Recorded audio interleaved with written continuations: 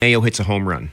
Jackson's single was the first pitch they threw in. Yeah, exactly. Yeah, and he came in and pitched it for Basayo because Basayo had a little strain, right? So his name's not James, but he could be Big Game James. Yeah, for sure. He could, but that's encouraging what we saw. But, overall it's been encouraging. What they did in Boston, I mean, look, if they win today and then figure out Kevin Gossman and win tomorrow, they're at 500. Man, don't say it. Don't say it. Don't do it. They're a half game out of the wild card. Yep. Look at us. We're seeing the same thing. We're burying him a couple of weeks ago, but it's just another reminder of all of us who follow baseball is that it's a long season. There are ups and there are downs. The other thing, Femi, that I'm seeing from the Orioles is they're getting breaks. Yeah. The ball's bouncing their way. Exactly. I mean, and that's an intangible. You can't really expect that or coach that, but that's what's happening. So today, it's an odd start time. Well, I say odd. It's not the one we're used to. They're going at 3:05. I think it's a Canadian thing. But they are. Oh, did you notice during the telecast last night, it started raining and how they closed the roof? Yeah, the roof, yeah. We went up there in 94 for a CFL game, and we stayed in that hotel. It's built into the dome there.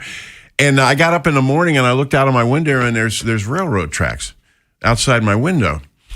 And I said, railroad tracks? Well, wait a minute, I'm on the 4th floor. That thing is on rails. Yep. That's how they do it. Yeah, I saw that last night and it brought back all those memories. All right, speaking of last night, the other big news. How about that basketball game? Oh, man. That was as good a game as you're ever going to see. I hated the way it ended. Wembenyama is such a great player. Well, I love the way that it ended. Well, you know what I mean, though. Yeah. No, you don't. You just want to see a good game, right? Wait, do you care who wins the series? Yeah. Okay, cool. Yeah. All right. But, being a reporter for so long, I usually don't care. I watch it entirely different Isn't it way. funny how I'm the exact opposite? Being a player, I always care. I always have an opinion. I'm always pulling for somebody. It's really hard for me to not watch and not get emotionally involved somehow. It's just, I couldn't imagine just being like Switzerland. It's impossible because I start watching and something starts to pull me in. And the Knicks have been pulling me in because I already told you the comparison that I made to our 2000 team with them. So, so. But a great series. But let me say this: if you're a Spurs fan, you're in trouble. Yeah, big time. You don't lose 2 games at home to start a championship best of 7 series. No team has lost 2 games on the road and won a championship series. Right. Yeah. So. And the Knicks are doing it in comparison to the 2000 Ravens is kind of fair, I think, because they're kind of a lunch pail team. The Knicks, they got a superstar, but they got an awful lot of role players that are supporting him out there. And that team like that's really hard to beat, isn't it? It is. And before I get into some details of why the Spurs shouldn't be disappointed, I'd be remiss if I didn't say this. And I can only think of one team that's had a better run. But this Knicks run, I will say just in my lifetime, and you might know one better than me, so I want to be mindful of the old timers. And you're not an old timer, Bruce, but I'm just saying. I'll be an old timer. That's okay. Yeah, okay. This is the second best run I've seen in NBA playoff history or postseason history. The first best run was the 2015 Golden State Warriors. I think they won 15 in a row. Right. But I think this team has won 13 in a row, I think believe. The last game they lost, I think I read, was April 23rd. It was in April, yeah. Yeah, that's crazy. It was against Atlanta too. Didn't Atlanta take them to 7? Am I having a when was let's look at the we can't even remember that, right? Didn't the Atlanta let me just so we can back up. Yeah, sorry. Yeah. The Lakers in 71-72 when they had Jerry West and Wilt and all those guys, they won 33 in a row. Oh, is that right? Yeah, so okay, well there you go. That's the best run. Yeah. Okay, there you go. Okay. But even so. Yeah, so I'm wondering, and maybe we'll have to look on the next break. I don't know how much time we have because I don't want to have dead air, of course, but dead air is usually not a problem with you. Yeah, it's true. Because 2 seconds feels too long. I feel like their last loss was to Atlanta. Am I making that up?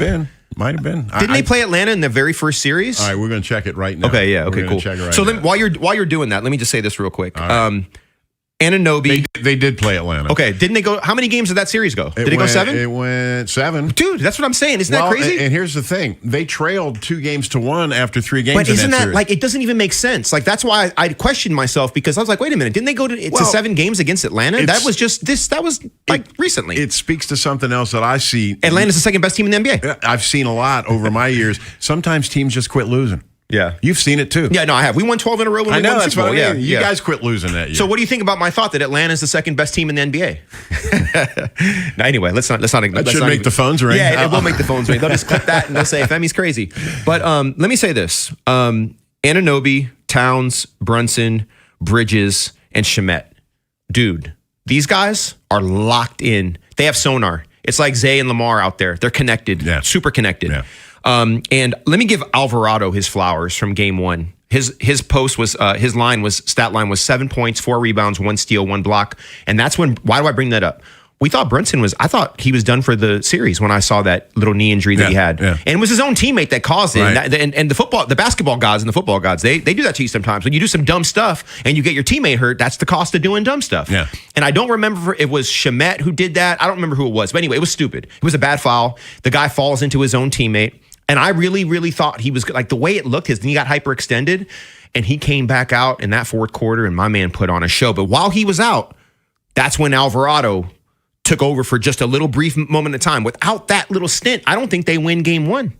I think they won a game. Obviously a close game like that, but I think they really won it in the third quarter. Yeah, when they just kind of beat back the Spurs that way, because the Spurs were making a run. Yeah, no, for sure. I mean, there's definitely, like, key moments, but I just kind of felt like they couldn't have been. Well, this is the thing.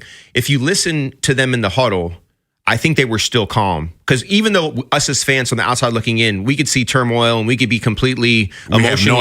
We have no idea exactly. But the team itself, they can be, it could be blue skies, calm, no wind, and they're good. You know what I mean? So, all right. Yeah. Going to open the phones next segment. I know you guys want to talk about them A's, hon. Give us a call, 410-583-1057. Again, 410-583-1057. Bruce and Femi off and running. Big Bad Morning Show. Vinny and Haynie. Inside Access. Live on YouTube weekdays 6 till 6. Subscribe for daily shorts right to your phone and never miss what you missed. 105.7 The Fan. If you dread dealing with your insurance company more than you dread yard work, in 90-degree weather. Wow, it is a scorcher out there today. With a swarm of hungry mosquitoes buzzing around, then you might have Insuranoia. And if you have Insuranoia, then you should get NJM. They go to great lengths to do what's best for their policyholders. No jingles or mascots, just great insurance. NJM.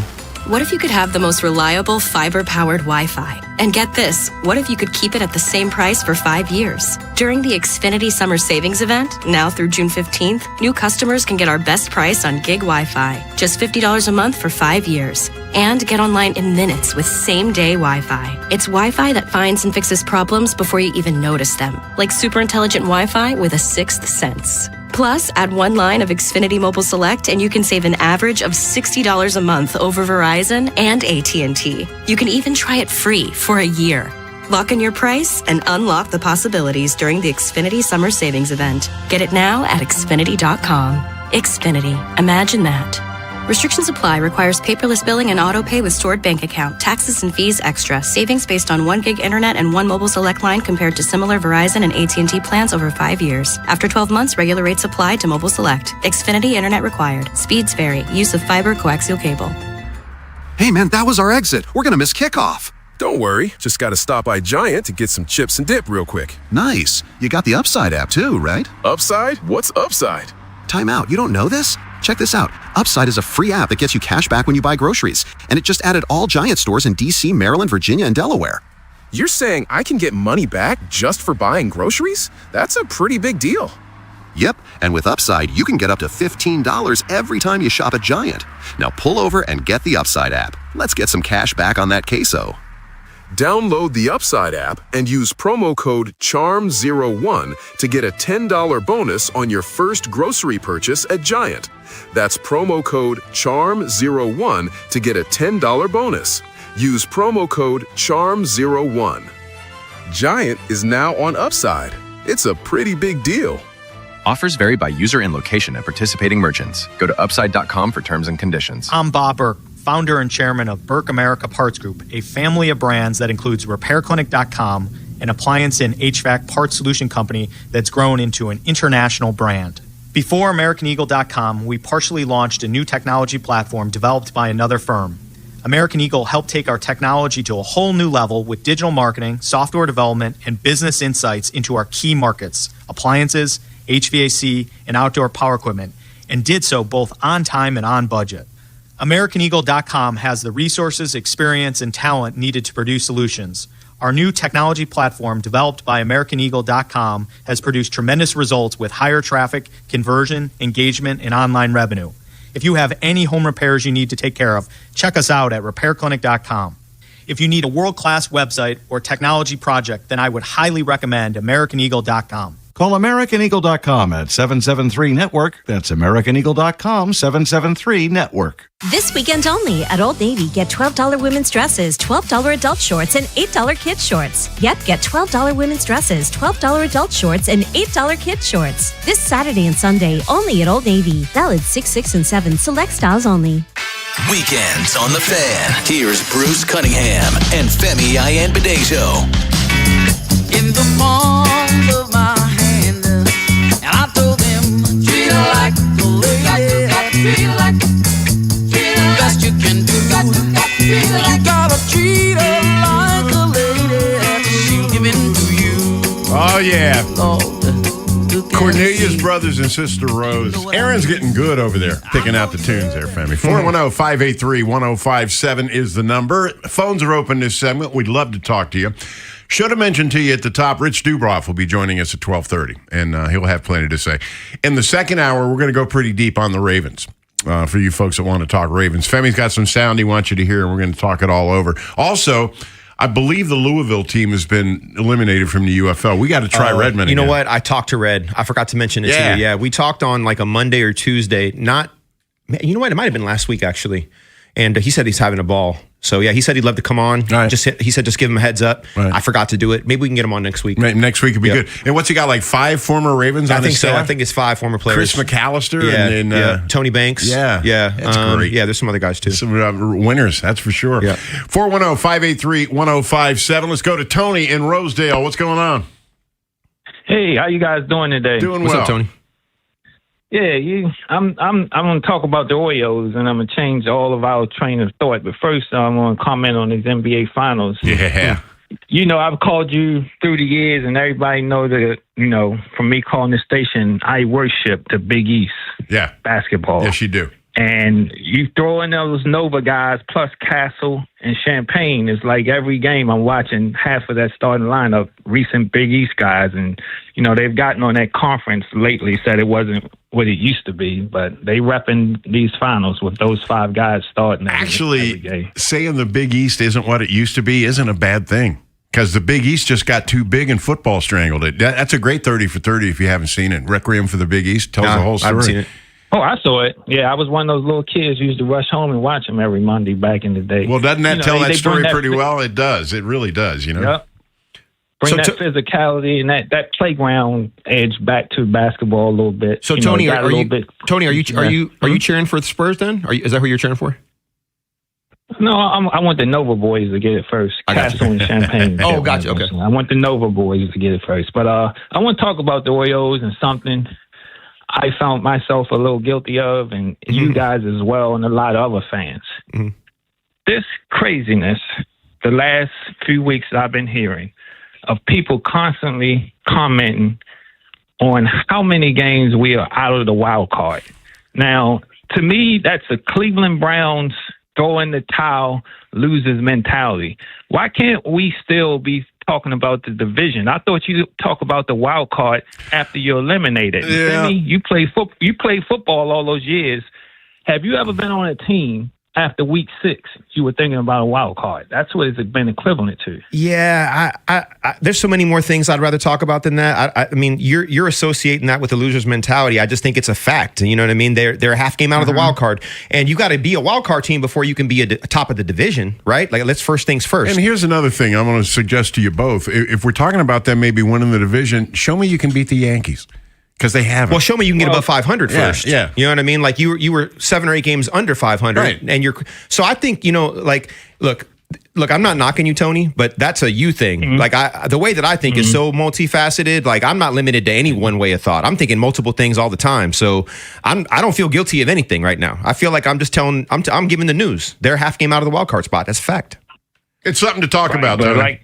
you know? Right, but I want to shoot for the division. Look what happened with Aaron Judge or whatever. I don't think that's out of the realm of possibility. It may not be without him in the lineup. Way to go. But, they've shown that they can look the Rays in the eye. They've shown that they can look the Blue Jays in the eye. And obviously, they've shown they can look the Red Sox in the eye, all right? The one team in the AL East that they haven't been able to say that about is the Yankees.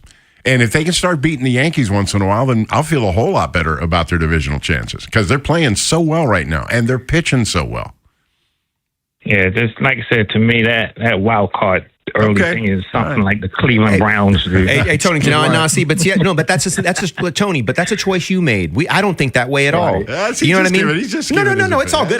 But what I'm saying though is that we got to be open minded about different ways of looking at the same thing, and it's not necessarily negative if we're saying like, hey, first things first. That's all. That's all I'm saying. Hey, listen, we love you calling in, and we love to debate. I love to debate. Maybe Bruce not as much. I love to debate.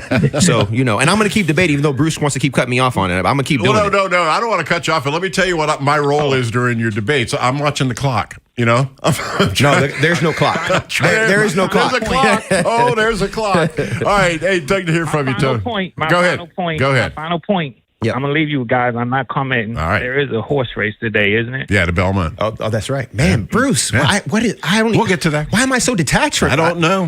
Normally I know. Anyway, sorry. Go ahead. Tony, thanks. We appreciate it. Here's the interesting thing about the Belmont. Not one horse that was entered in the Preakness is going to run in the Belmont. And this gets us back to the discussion we had a couple of months ago about spacing these races out better. Let me tell you something. Pimlico, the Maryland Jockey Club, they better start really pushing for this because I could see them getting squeezed out. I really could. Belmont doesn't want to move. And there's no higher authority to tell them they got to move it back a little bit. So something's got to happen. And the fact that no horses that ran in the Preakness are running in the Belmont, that's unheard of. I mean, you know what's funny is I'm trying to look at why I haven't. What is it that is something different about the marketing? Is it this is the thing? I fell in love with Golden Tempo after the Derby. Mm-hmm. I've never seen a horse be that far back and win a race. Right. So I'm assuming Golden Tempo is going to be in the Belmont. Mm-hmm. Okay, so good. Okay, let's get the Preakness. Okay, yeah, exactly. But I'm only going to watch it for that reason because I just fell in love with that horse. But normally, Bruce, I pay attention to everything. I have not heard anything. I don't on social media, on Twitter, X, and Instagram, nothing. Here's what makes that really surprising. The Belmont, starting tonight, will be on Fox for the next 5 years. Fox got it. And if Fox, you can criticize Fox about whatever you want, but they know how to promote stuff. Mm-hmm. And I haven't really heard a peep about it. Yeah, but it's weird though because it's almost like it's something. I'm taking it personal. It's almost like I believe it's my fault that I'm not. But is it though? Because you're actually saying you haven't seen anything either. Yeah. You know what I mean. So but see, it changes in years where you have. Talk me off the couch, Bruce. Talk me off the couch. It changes in years where you have a Triple Crown possibility. Yeah, I think you're right. I mean, the Belmont is the biggest thing going. But didn't it seem like after the Derby with Golden Tempo? But then once we found out Golden Tempo wasn't going to run in the Preakness, I think it came out of the balloon. I think you're totally right. Okay, thank you. That's what happened. Thank you, Uncle Bruce. But you're welcome there, nephew. But horse racing does have to address this. They got to figure out some kind of way to space these races out. I think you know the answer. Yeah. I think the answer's out there. It's not a difficult one. They just need more time between each race, and let's create the real sense that a Triple Crown can happen because these horses are rested. Yeah, and they're pretty rare. We saw two about 10 years ago. Bob Baffert won a couple Triple Crowns, but since then nothing. It's just disappointing to me because it's such a beautiful sport. And I would talk to colleagues of mine around the country, the people I used to work with or whatever, and they'll say, the coolest thing about working in Baltimore is we got a Triple Crown race. Yeah, for sure. There's only 3 of them. Well, I've been lucky to live in 2 cities where horse racing matters. San Diego County because of Del Mar, which is opening day there is second to none. Yeah. And the Preakness here. And you've already talked about my Preakness escapades. I admit it, can't talk about it on air. But I'm not that guy anymore. I'm a little older, a little wiser. But my point is that those are fun events, and I don't even think about, I'm not in San Diego, so I don't think about Del Mar. If I was there, I probably would. But being here, because of what's happening locally and what's happening with just, I don't want to pick at wounds, but it just doesn't seem like it's on the radar at all right now. Yeah, you're right. Coming up, Rich Dubroff. We're going to get deep into these Orioles. Stick around. Bruce and Femi continues. This is the Fan, baby. Big Bad Morning Show. Vinny and Haynie. Inside Access. Live on YouTube weekdays 6 till 6. Search Baltimore 105.7 The Fan. Subscribe for daily shorts right to your phone and never miss what you missed. The Fan. Hey, it's Ken Wyman. FanDuel's giving you better payouts on same-game parlays all NBA playoffs long. With more ways to build and more value every time you play, you can stack your picks your way for every game, every matchup, and every moment. From spreads to player points to threes and more, build it all into one same-game parlay and go for bigger payouts. So if you're betting same-game parlays this NBA postseason, bet them on FanDuel. More options, better payouts, all NBA playoffs long. Head to FanDuel.com/local. Again, that's FanDuel.com/local to get started. FanDuel, an official partner of the NBA. Play your game. FanDuel Sportsbook is the official sportsbook of 105.7 The Fan. 21 plus and present in Maryland. Please play responsibly. For help, visit them at mdgamblinghelp.org or give them a call at 1-800-GAMBLER. Again, that phone number, very important, is 1-800-GAMBLER. Hi, Greg Talbot with Strategic Tax Resolution. Do you have unfiled returns or tax problems? The IRS and state have a plan of attack. Do you? It's never too soon to prepare, and no one wants to deal with tax problems, but waiting can limit your options. What happens if your wages are garnished or your bank account is frozen? Can you afford that? You want to protect your income and assets and build your defense strategy now. Ignoring the issue is not a plan. Call 443-367-9000 to get protected. We know the IRS and state playbook and work directly with them so you don't have to. Let us use our proven strategies and experience with the IRS and state to resolve your tax issue. Qualified clients have cut their tax debt by over 90%. How would that feel? Strategic Tax Resolution. Local, trusted, A+ rated by the BBB. Call 443-367-9000. Ask for me, Greg Talbot. 443-367-9000. You've got a guy on your side. StrategicTaxResolution.com. Get relief. Hey, it's Rob Long. My go-to spot, Elephant in the Room, is bringing the heat with their brand new food challenges beginning June 1st. Great food, great drinks, and now a little friendly competition. I won't give away all the secrets, but let's just say there are cash and other prizes online. That is, if you're brave enough. Go to Elephant in the Room on social media for all the details. Locally owned, veteran-owned, Southern-inspired food with a Maryland twist, always done at a high level. Are you up to the challenge? Go check them out on Facebook and Instagram at Elephant in the Room for all the details. You've probably heard all those ads for life insurance. Just a few dollars a day, apply online in minutes, no medical exam. Simple, easy, and cheap, right? Now you're thinking, maybe I should get a quote. Well, smart thinking. Everyone should have life insurance. But here's what they don't tell you. Those few dollars a day rates, they're for young people in perfect health. That's why everyone calls Big Lou the 50 to 60-year-old not-so-perfect candidate. Like you. You take prescription meds and you're overweight. Winner, winner, fried chicken dinner. Well, Big Lou works with life insurance companies that want people like you with no surprises after you apply. In fact, if you're a 50-year-old guy with a few health glitches, Lou could probably find you $1 million of term life coverage for about $200 a month. So, yeah, you need life insurance. But unless you're young and healthy, you gotta call Big Lou because he's like you, older, heavier, and on meds, too. Get a quote right now at 800-700-6898, 800-700-6898, or biglou.com. Weekends on the Fan. Here's Bruce Cunningham and Femi Ayanbadejo.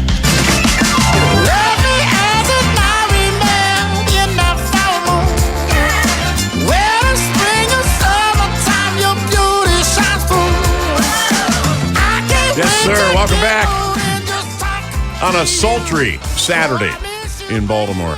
Stay inside if you can. It's tough out there today. Joining us now, BaltimoreBaseball.com, our good pal, Rich Dubroff. Rich, things are suddenly getting kind of rosy, aren't they?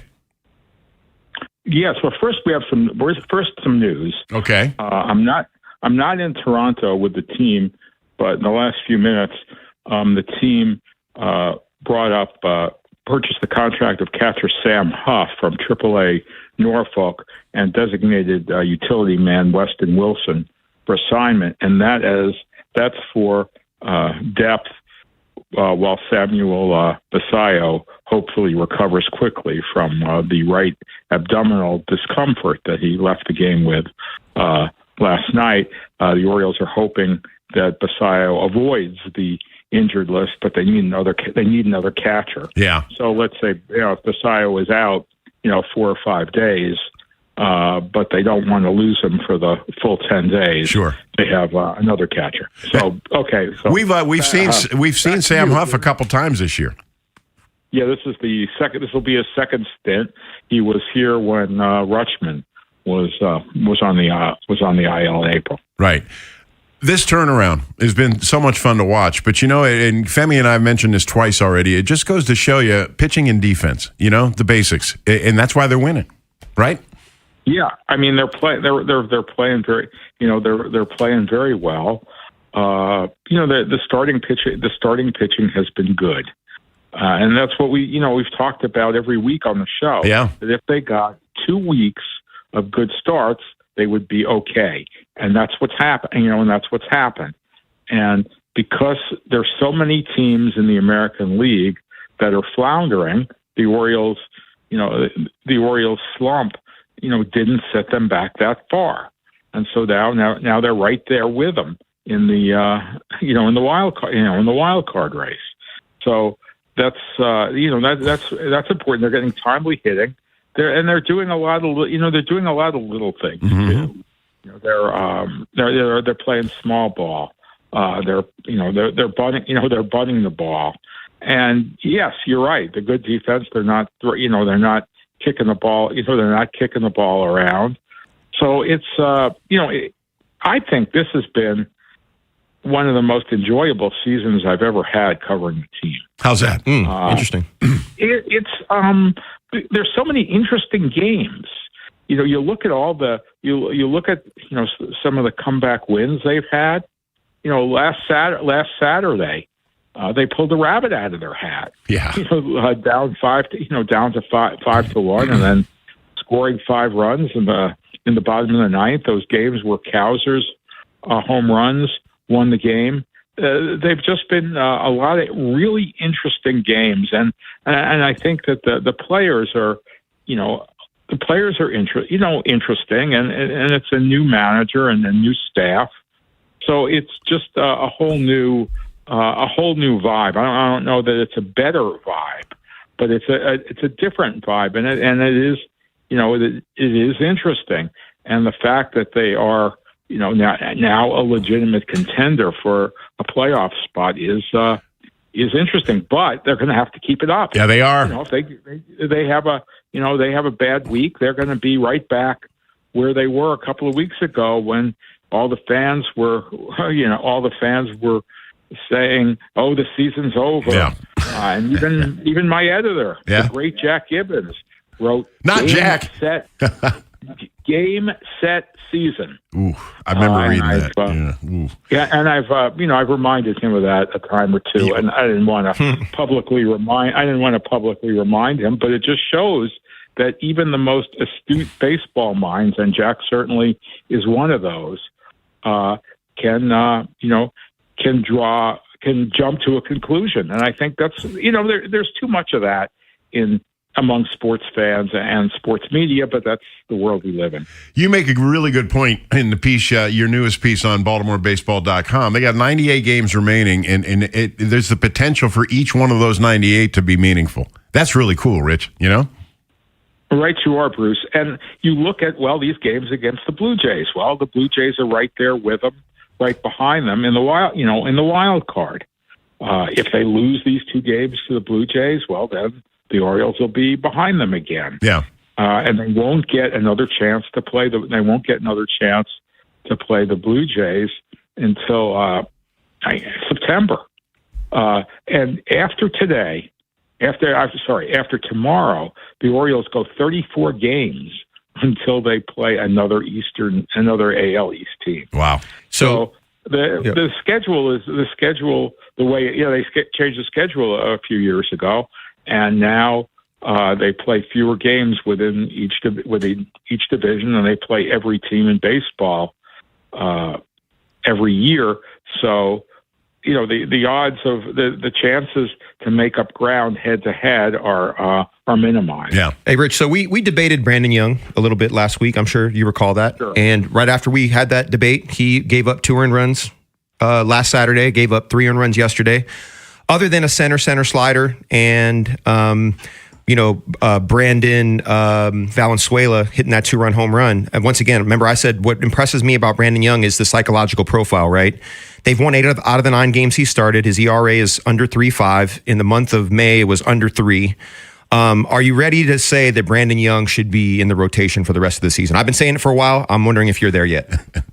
Yeah, I mean, I think so. But the question, Sammy, is who, barring injury, who is he going to replace? Well, right now he's. Well, I just feel like that we can't predict injuries, but what I'm saying is that players, and I know this personally, you earn starting positions from injuries and you gain them from injuries. I've been on both sides of that. Right now, He's the second best pitcher right now on their roster. He's earned it. I'm going to stand with my chest out, 10 toes down for Brandon Young because I know what it's like as a player to perform, and for someone to, and this isn't you, I'm just saying in general, for someone to say you haven't earned it yet, I'm like, what else do you want me to do? My ERA is sub 3.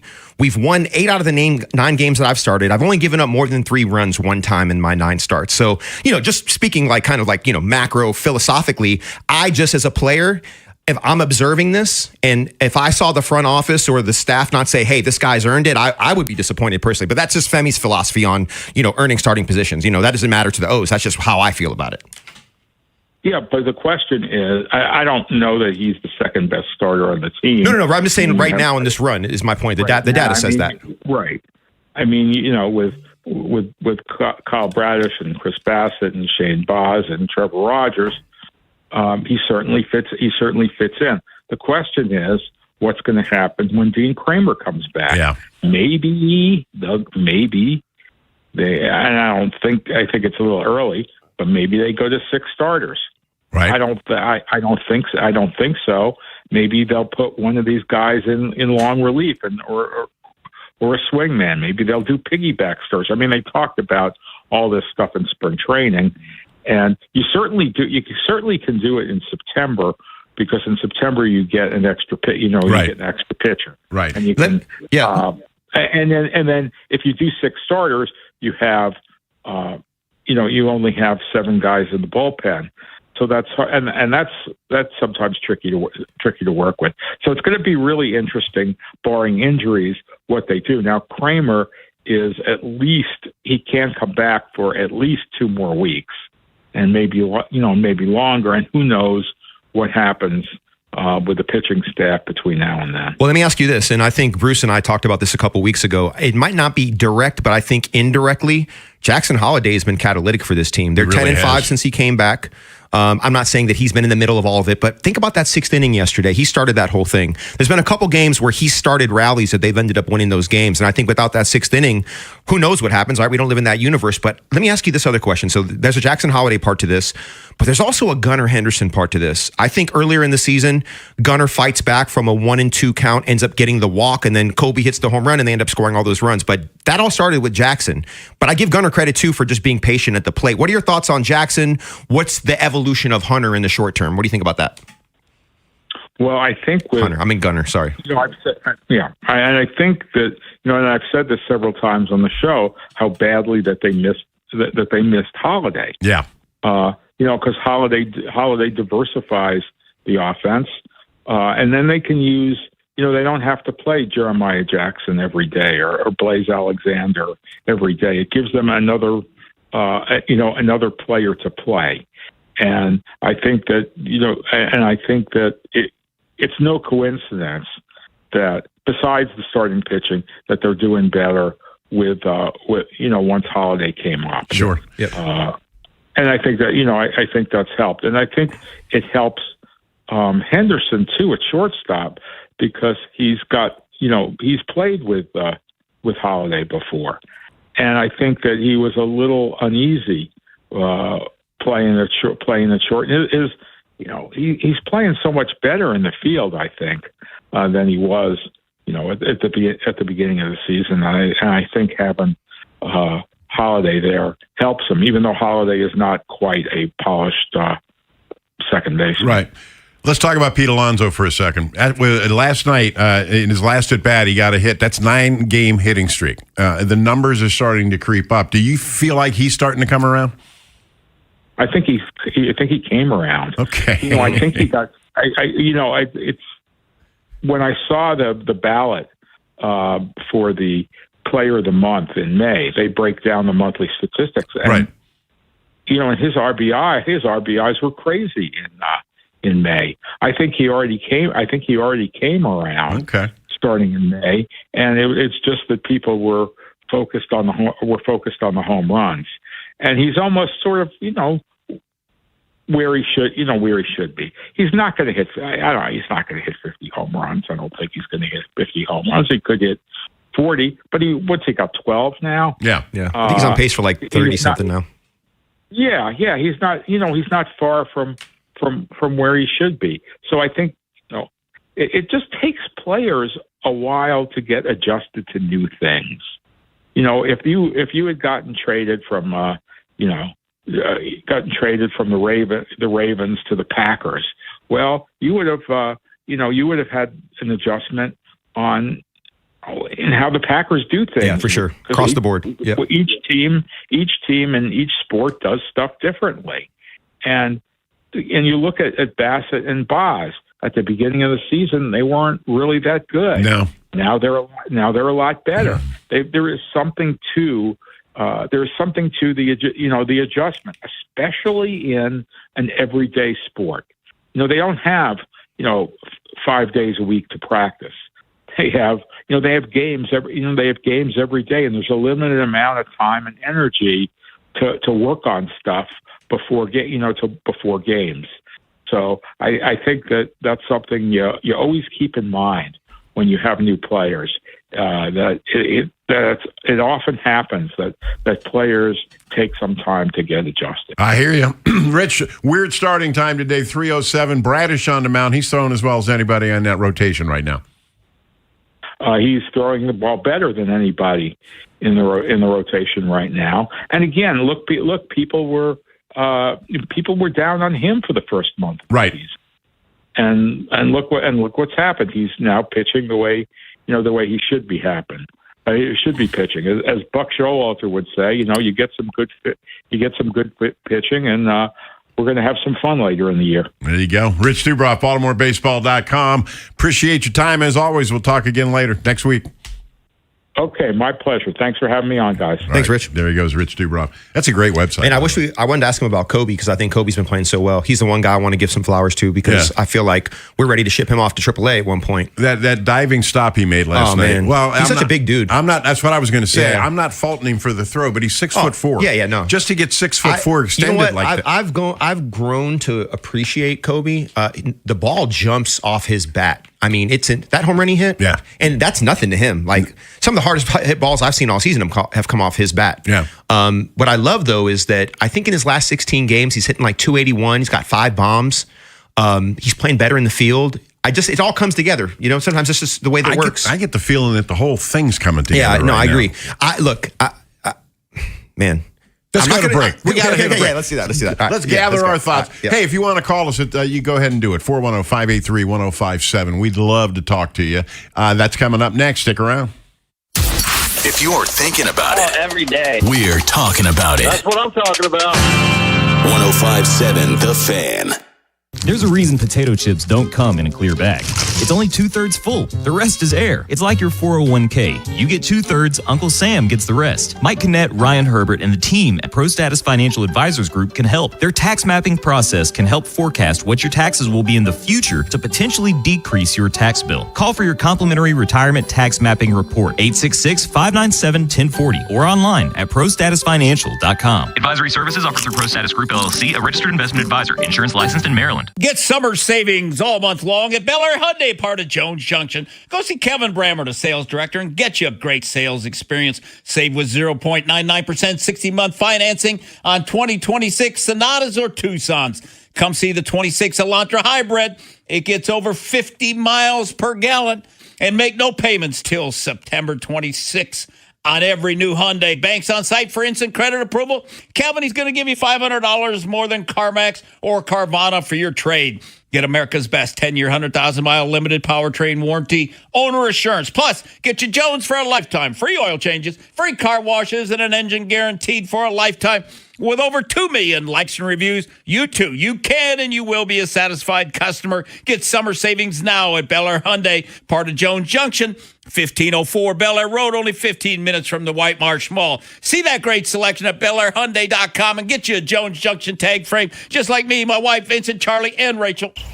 If you dread dealing with your insurance company more than you dread yard work, in 90-degree weather. Wow, it is a scorcher out there today. With a swarm of hungry mosquitoes buzzing around, then you might have Insuranoia. And if you have Insuranoia, then you should get NJM. They go to great lengths to do what's best for their policyholders. No jingles or mascots, just great insurance. NJM. The world is chasing goals this summer. But at Planet Fitness, we're talking about a different kind of goal. Reaching your fitness goal! With the Planet Fitness Black Card, you can work out at over 2,900 locations and bring a friend anytime. Get a Black Card membership for $1 down and just $29.99 a month. So join Planet Fitness today and reach your fitness goal!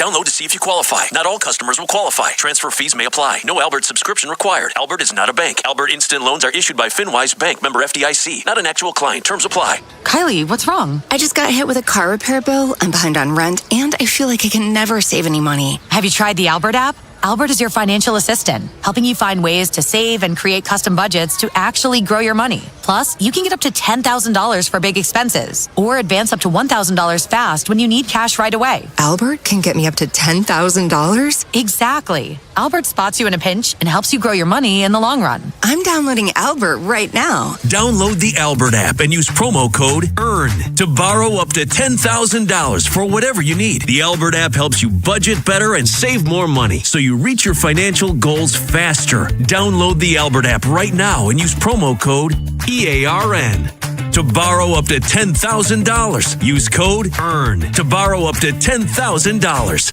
You know the feeling. It's 2 a.m. You're awake, running the numbers in your head. Payroll's coming. A client hasn't paid. Costs just went up. And you're thinking, how am I going to make this work? That's where LendSeek comes in. That was me. I had payroll in 3 days and money tied up in receivables. I couldn't wait weeks for a bank. I went to LendSeek, and within minutes, I saw real funding options. They were clear, upfront, no games. By the next day, the money was in my account.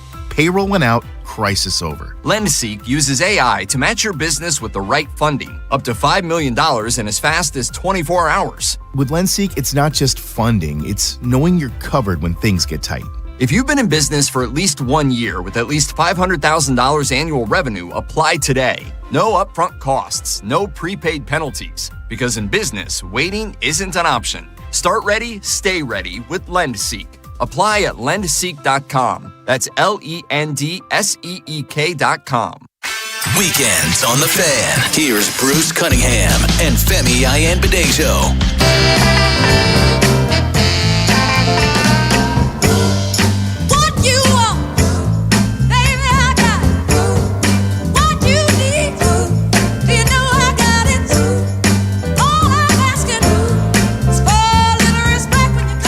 Yes, sir. Queen of Soul, the one and only Miss Aretha. Welcome back, Bruce and Femi Show. We're about to close out hour number one. Coming up next hour, we're going to get deep into the Ravens. So if you want to talk some Ravens, you're going to be real happy with what you're going to hear from us. I was talking about, as far as trying to win the division and the Yankees, the Orioles, they've won 10 of 14. 7 of those have been against divisional rivals. So with a win in either of the next 2 games against Toronto, they will leave Toronto having won their last series against each of the other 4 teams in the AL East.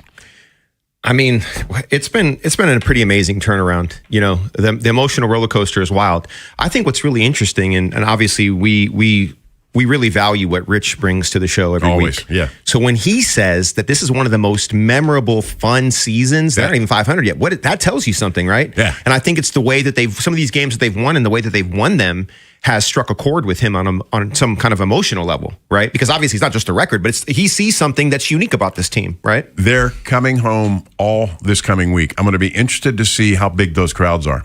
Yeah. I think that people are starting to catch fire a little bit as far as these Orioles are concerned. School's out, and I wouldn't be surprised to see some 25,000, 30,000 in the stadium games this week. I really wouldn't. Yeah, you know what's really interesting is I was kind of looking at these last 15 games, right? Yeah. And let me throw some numbers out at you because this is eye-popping. So Cowser averaged 361, 13 hits, 3 home runs.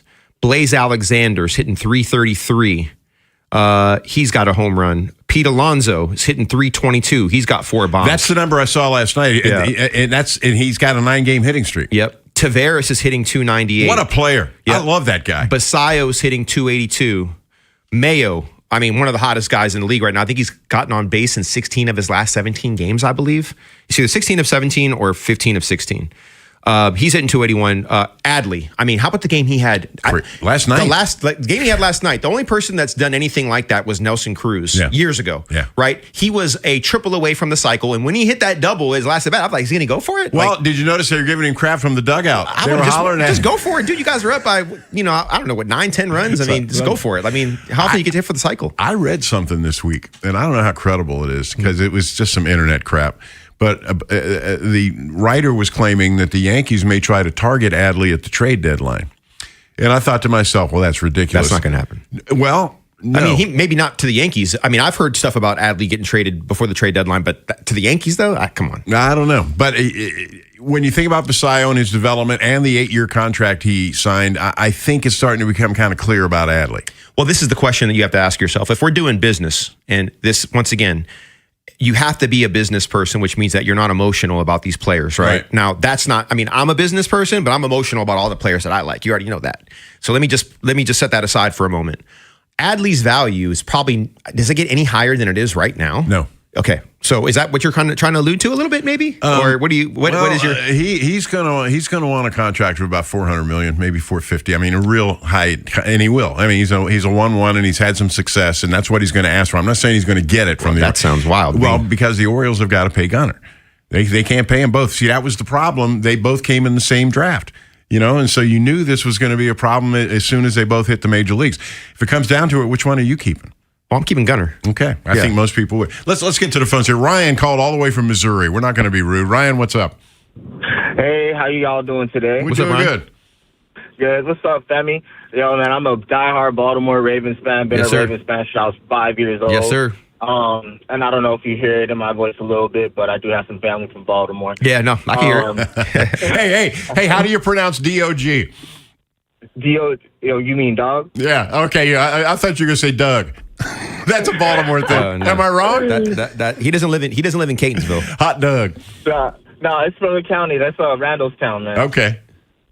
But nevertheless, man, I was actually going to talk to you guys a little bit about Jacoby Lane. I'm really excited to see him go to work this year. Yep. I was really, really excited when we happened to pick him up. Him along with Zion Young, obviously Mizzou's own. Yep. But I just wanted to get your thoughts on pretty much on his productivity this season, how he's going to look. Also, what's the question on Rashad Bateman? I know there's been a lot of questions surrounding Bate and his attitude and things like that.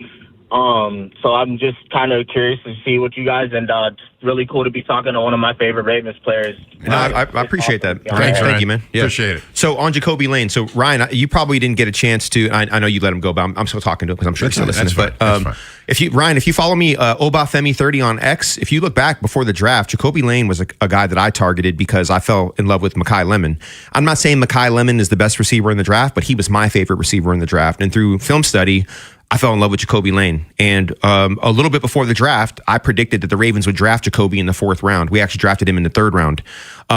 So I think that there's going to be some different variants of 3 wides. Like if we start 3 wides today, it's going to be Zay, Tez, and Bate, in my opinion. I'll get to Bate in a minute. That's the starting 3 wide receivers package. But there'll be variants of that with Elijah Surratt in there, and there'll definitely be a red zone package with Jacoby Lane in there. So I expect big things from Jacoby Lane. 6'4.5", 4.47, 6'8" wingspan. I think he's a dog, and he's got an amazing personality. He reminds me of another Jacoby in a totally different way. All that energy, right? In regard to Zion Young, my comp for Zion Young And I also put this on X, was Jadeveon Clowney. Strong at the point of attack, excellent run stopper, read and react guy, has better pass rush skills than people give him credit for. I think Zion Young is going to be a beast. So shout out to Mizzou. I love him. Let's get it, as he likes to say. And then in regard to Bate, I give grace to Bate. I love Bate as a human being. I know people call him mercurial from the outside looking in. I see him as a very sensitive, thoughtful, self-aware individual. He just had a baby.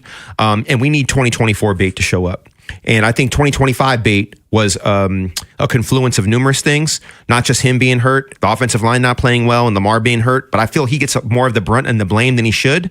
But Bate's going to have a chance to get back to his old form because he has one of the best wide receiver contracts that is team friendly in the NFL. So I trust Bate. Coach Doyle has already said that Bate's been in the building a ton. Yes, he wasn't at OTAs. He has an excuse. But that will all be forgotten if he has a great training camp and a great start to the 2026 season. Well, speaking of all that, when we come back, the coordinators talked this week, and Femi was telling me before the show that it's interesting to hear coaches talk about players, and that's what these guys talked about, and we'll kind of go down the list with some of these. So stick around, everybody. That's coming up in hour number 2 of the Bruce and Femi Show. Got a hot take? The Plaza Ford text line, 410-583-1057. Will you have enough money for retirement? Will it last? Listen to Andy Palladino in your Financial Hour every Saturday morning from 9 to 10 a.m. for insightful advice.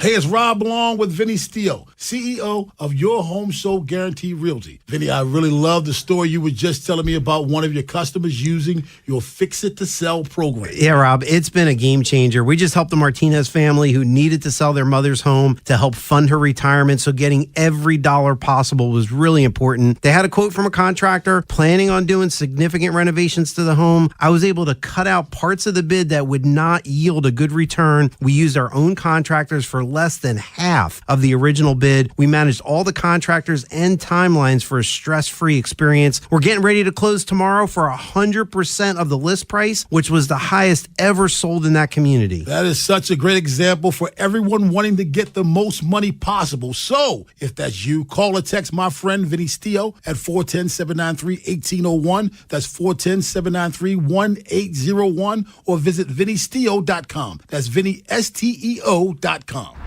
No way. Gas prices shot up again. I know, but I got us covered. So generous. What's your deal? What's my deal? I went to Metro and saved. Got 4 lines for just $25 each and 4 free new Samsung Galaxy A17 5G phones, and all on the T-Mobile network. How about we go to Metro today? Get that more for your money feeling. Visit your Metro by T-Mobile store. Just bring your numbers. Not available if you've been with Metro or T-Mobile in the past 180 days. My name is Whitney Allen, and I'm a widow. My husband, Ryan, died. We never thought we'd ever have to use life insurance, but the unexpected happened. With Ethos, signing up was fast and 100% online. You can get a quote in seconds, apply in minutes, and get same-day coverage. No medical exams, and you can get up to $3 million worth of coverage. I'm grateful we were prepared. Get your free quote at ethos.com/game. That's ethos.com/game. Paid spokesperson. Time spent on application may vary. Online health questions required. This is the story of the one. As an HVAC technician, he and his digital multimeter are in high demand. So when a noisy office HVAC turns out to be a failing blower motor, he doesn't break a sweat. With Grainger's easy-to-use website and product information, he selects the product he needs to keep everything humming right along. Call 1-800-GRAINGER, click Grainger.com, or just stop by. Grainger, for the ones who get it done. We all hear the radio ads about the IRS. They tell you to be afraid, to be scared, and they try to frighten you into calling. I'm not here to do that. Tax Relief Advocates is different. TRA is here to tell you that if you owe money to the IRS, whether it's $5,000, $50,000, or $500,000, we have a solution. It doesn't matter if you're sitting in your car, at work, or with your kids. No matter where you are, call now. 800-575-9834. Don't lose hope. TRA can eliminate or reduce what you owe to the IRS. Generous programs are now available that can give you a fresh start. Our passion is taxes and helping individuals fix their IRS problems. We have over 1,000 5-star reviews on Google and an A+ with the Better Business Bureau. You don't need to be afraid of the IRS any longer. End your tax nightmare today by visiting us online at TRA.com or call 800-575-9834. That's 800-575-9834. Tax Relief Advocates. Real solutions for real people. The world's game at BetMGM is here. Bet on the soccer showdowns with 2 up early payout so that if you're up 2, BetMGM will pay you. That's right. Place a pregame straight match result bet on any tournament game. If at any point your team is up by 2 goals, you'll instantly win your bet. Then enjoy BetMGM's same-game parlays, daily promotions, player props, and so much more for the world's game. Don't miss your shot at an early win with 2 up early payout to get paid out if at any point your team is up by 2 goals, regardless of the final outcome of the match. Make it a tournament to remember with BetMGM.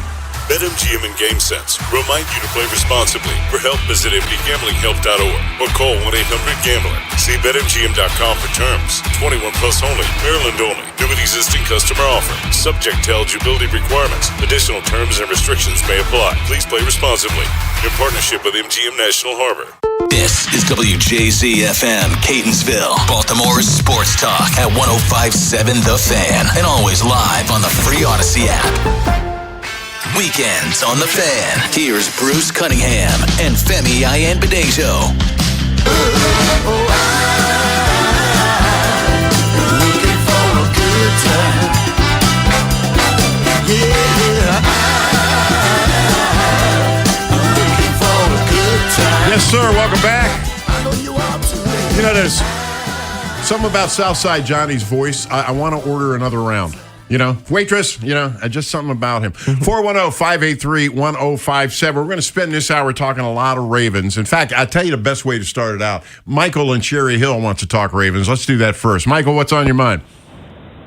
Good afternoon. Hi. What's up, Michael?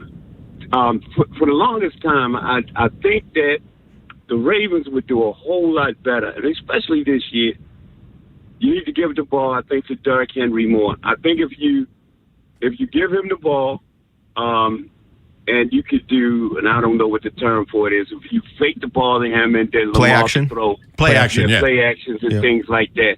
I think that he can, because we're not talking about him enough.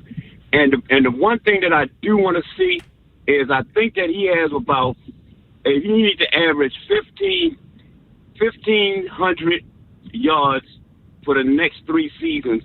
And he'll end up being the all-time. You'll catch Emmett, yeah. Yeah, no, he won't catch Emmett. Yeah. He'll be like second. Emmett, he needs Emmett has like over 18,000 yards. Right. Derek is right around 13,000, I think, right now. So he's got a long way to go. That's a lot of yards. Because I would love to see him, because he stay in shape and everything. I would love to see him do that in Baltimore, but I don't think that we utilize him enough. I would like to see us throw some screen passes to him. I just think Derrick Henry is the main thing that we need to do to get over the hump. Just because I think giving him the ball will open up everything for everybody else. Okay. What do you think, Hey, family? Bruce. Yeah. I appreciate you, man. You've been around for a long time, man, and I was a little boy when I was listening to you, man. You just made me feel 1,000 years old. So thanks, Michael. I appreciate that. And thanks for the call, too. See you later. What do you think about what he said, family? Yeah, I don't think Derrick Henry needs more carries. I don't. Derrick Henry was 4th in the NFL in carries last year. He had over 300 carries. That's the only a lot people of that had carries. more carries than him were Taylor, McCaffrey, and Cook. So it's not about more carries. I think what he's alluding to that does make sense is just having Derrick on the field for 3 downs. Maybe having him go all like a full series as opposed to him always coming off the field on 3rd down, which they might do more of that. I'm not against him having more screens, though. I'm not against him catching more passes. I'm not against that by any means. I think that would be a good idea, actually. And I think that this Declan Doyle offense will run more screen to the running back, actually, than Coach Monken did. Speaking of Declan Doyle, before the break, we were talking about Rashad Bateman. All right. Now, the coordinators talked this week. The hierarchy you got to understand with the NFL coaching staff and the media is like, I can't go up to one of the coordinators. And I mean, they schedule these things. Yep. So that's what we had this last week. Here's the new offensive coordinator, Declan Doyle, on Rashad Bateman. Bate's been around. He's dealing with some personal things, and so he hasn't been here for a little bit. He was here that first week. We were able to work with him quite a bit, and then he was here pretty much the whole off season. Every day. He's an early morning guy, so a lot of times, like I'd be going to work out, and he's in there doing stuff by himself at times. And so I've been pleased with him. Obviously, anytime like guys are here, we're working with the guys that are here, and the guys that aren't, we're expecting them to be working kind of on their own. But I'm excited for him to get back in here in training camp and keep rolling. Yeah, I mean, and just so we can be clear on what he was saying, he was basically saying, remember, the offseason started April 6th, the weight training and conditioning part. He was there for all of that. He was there for the first week of OTAs, and he wasn't there, I guess, what was it, the last 2 series of OTAs? So he's been there for basically, let's assume 7/10 of the offseason. He's been there for it. And for those that don't know, he had a baby recently, right? Now, I'm assuming there's nothing else going on, but no one really knows. And so, when you decide to... Why is he so underappreciated by Ravens fans? I just think because people have short-term memories and they remember last year and they don't remember 2024. Right. But they also remember that he was a first-round draft pick and that there's a lot of expectations on him. And if we just want to be binary, has he met the expectation? I'd say probably not. In 2024, he obviously did, in some ways maybe exceeded or was on the path that we expected him to be. So Bate has been a big discussion lately. Bate and Zay for different reasons. And I feel like I can look at the balance sheet of Bate and I can see a 50-50 opportunity here. Like there's a fork in the road here. I'm not ready to give up on him. I'm not ready to say that he can't be great, but there are a lot of people that are, and I understand why. We'll know more about all of this once we get to see that offense on the field, because it's still a big unknown. Yeah, I mean, I don't think it's an unknown personally, but I have a little different view than most people do. Like I think I have a pretty good feel of what they're going to do. But you're right, we haven't seen them do it yet. So from that perspective, because we haven't seen it, yes, I understand that. Now, what you're saying. We also talked about Zion Young, who's a name that you're going to be saying a lot this fall. It may not be a name that's all that familiar to you now, unless you're a deep football fan. But in the fall, you're going to hear Zion Young's name a lot. Anthony Weaver, who's one of the best people that ever put on a Ravens uniform, is back as the D coordinator. And here's what he said about Zion Young. He's like you said, he's as advertised. The physical nature that he plays with, even out here without pads, you see it. How hungry he is to just want to grow and get better. He's constantly asking questions. So couldn't be more excited about a player than I am about that kid, because you see just how bad he wants to be great.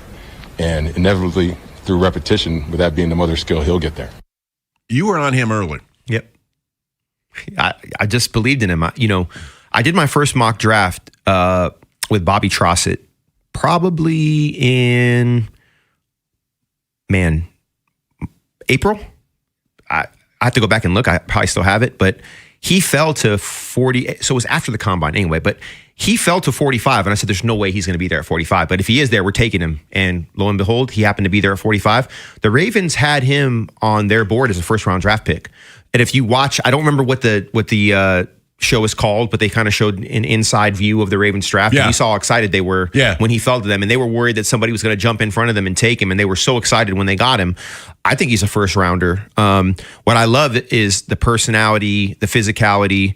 There's quite a few clips of him online, and I don't remember if it was Auburn. It was a game that went into overtime, and he ended up having like 2 sacks and a tackle for a loss. They ended up winning the game, and a lot of it had to do with Zion Young. One thing that he's really going to benefit from is that he's going to be playing on the same defense as Trey Hendrickson, the veteran coming in from Cincinnati, who might have turned in one of the most heartbreaking Ravens losses in history. If you remember, I do. He returned that fumble. Yeah. Weaver talked about having Hendrickson on the roster as well. He is a pro. Like, the way you see him move and operate and just his approach to work, he is as detailed a player as I've been around. So the results obviously speak for themselves, but I think what people don't see is just how much work goes into that, how he takes care of his body, whether it's a walkthrough, whatever it is, he is trying to operate as if like it's the most important play in the history of football. And that's why he's had the success he's had.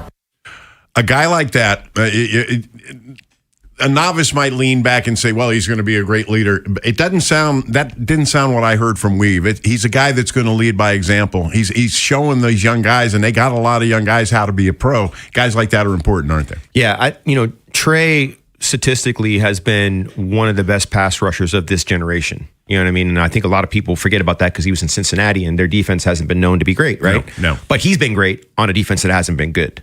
And you may or may not recall this, but I had a clip from a podcast that Trey was on with one of his former teammates, an offensive lineman. I'm forgetting his name right now, but he asked him about fourth quarter, 3rd and long to win the game, hand in the dirt. What are you thinking? And Trey just goes, peace.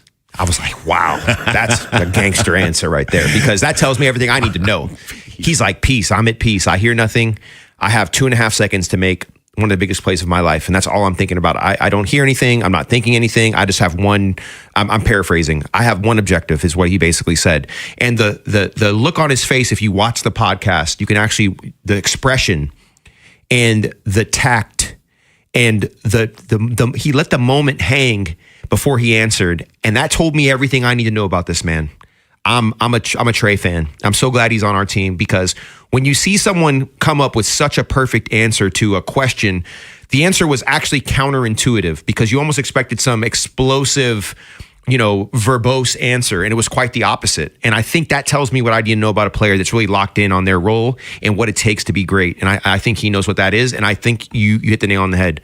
He's going to do it by example, but I definitely see him teaching and talking to guys one-on-one and doing that face-to-face. But I don't think he's going to be a guy in a chair waving a towel. I don't think so either. Yeah, I agree with you. Yeah. All right, we got one more thing we wanted to hit on during this segment, and that's maybe the most important thing of all, and that's the new offensive coordinator, Declan Doyle, getting next to Lamar and being one and putting the offense on the field that he wants to see, and that's going to be because of a relationship that he's established with Lamar. Let's have him talk about that. I think it's great. Everything is a process. I mean, we're giving these guys a lot intentionally and really trying to see what they can handle.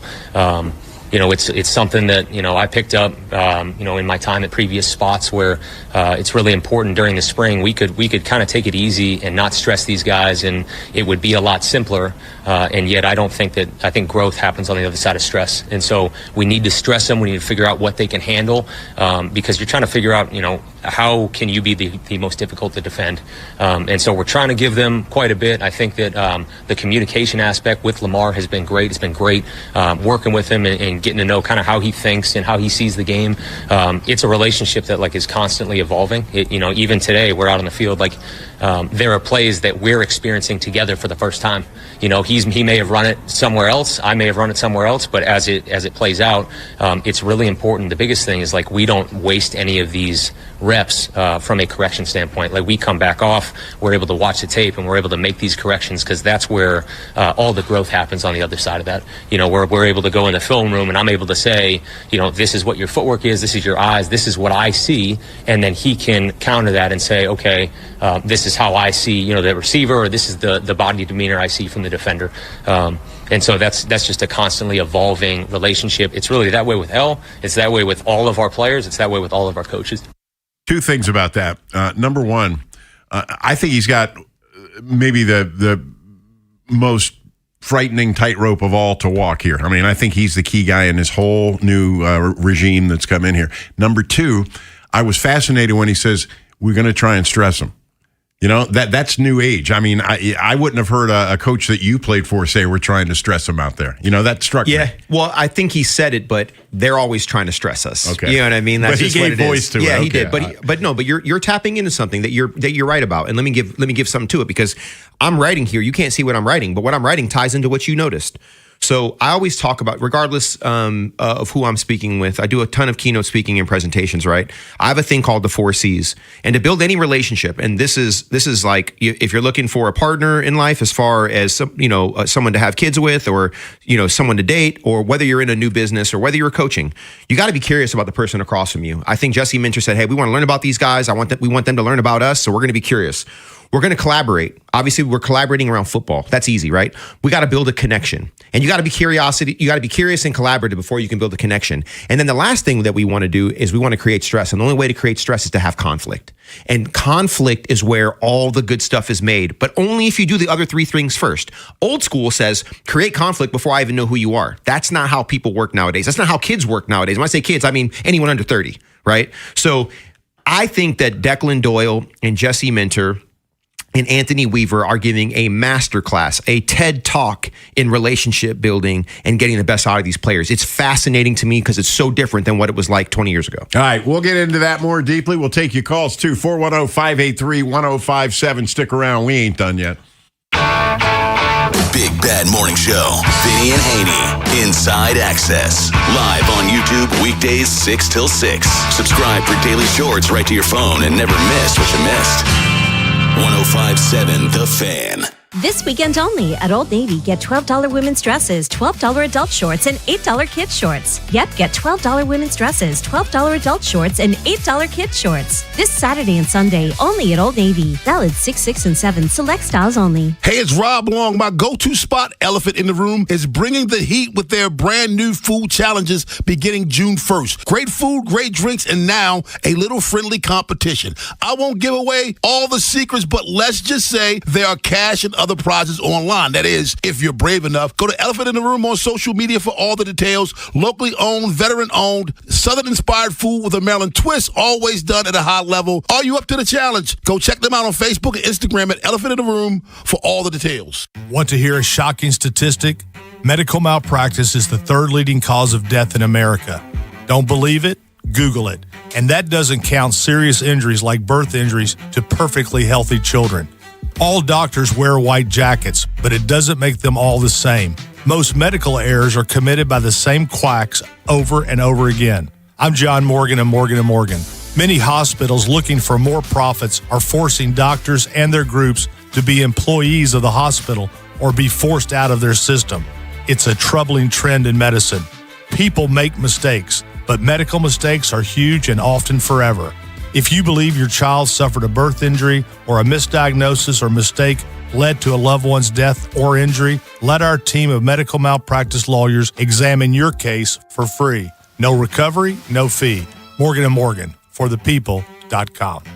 Injured? Dial #law or visit forthepeople.com for an office near you. You know that Big Bargain detergent jug is 80% water, right? It doesn't clean as well. 80% water?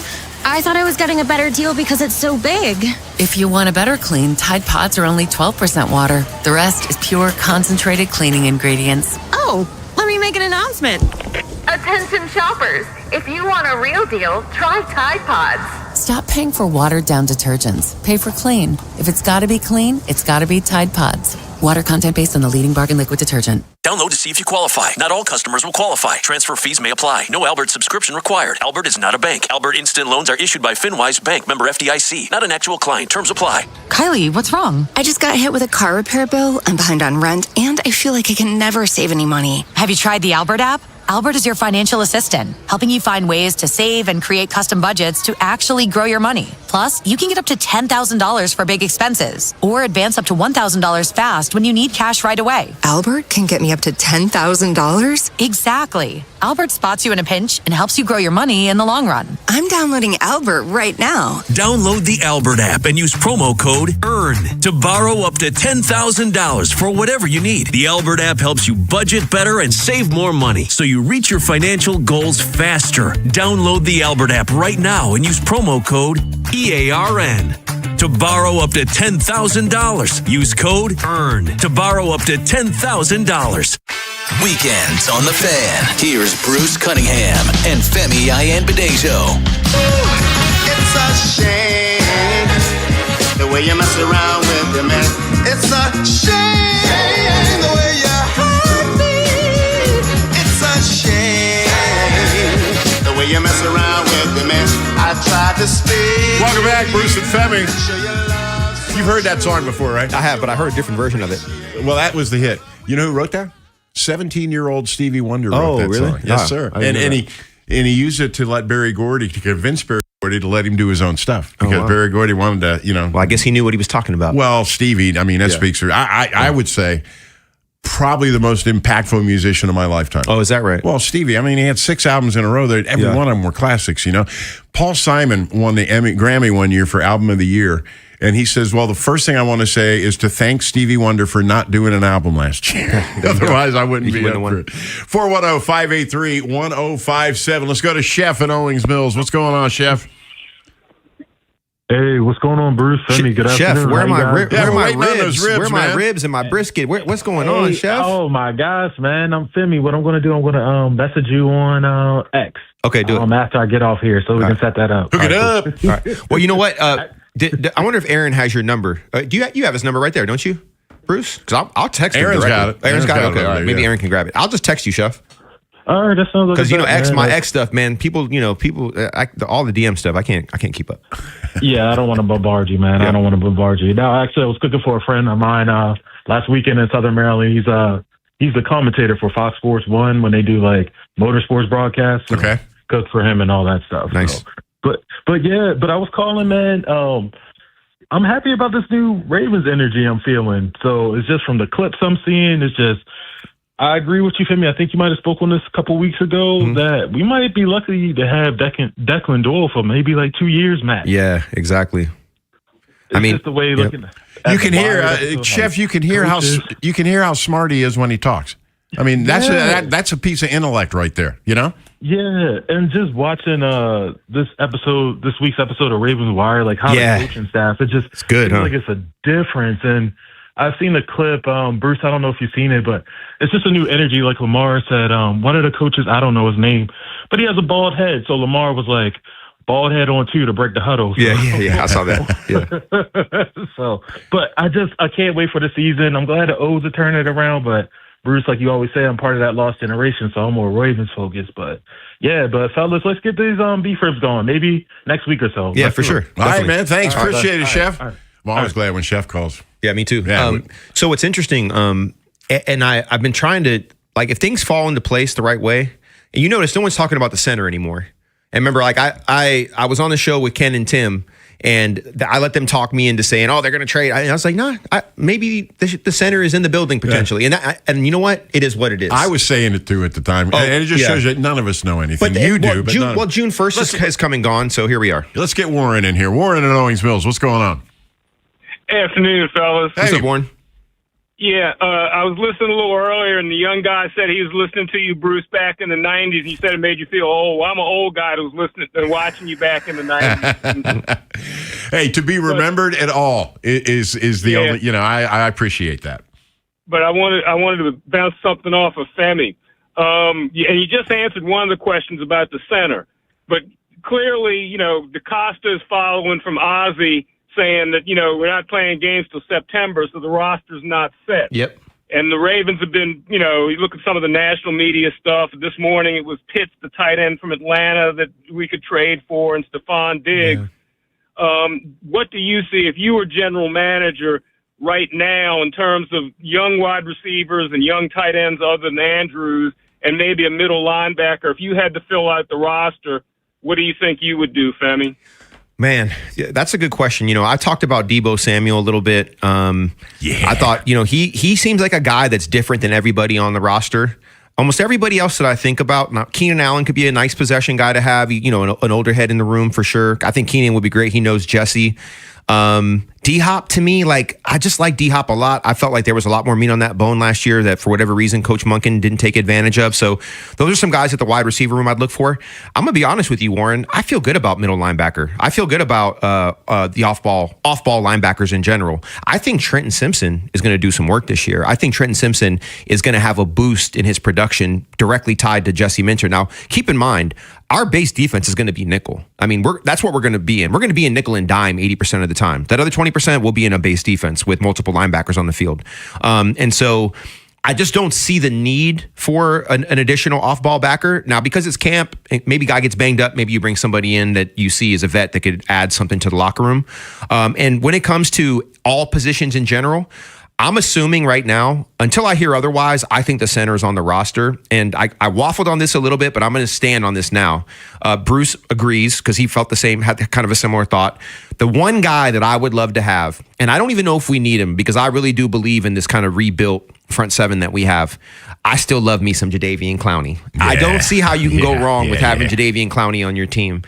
So that's the one guy that I would want.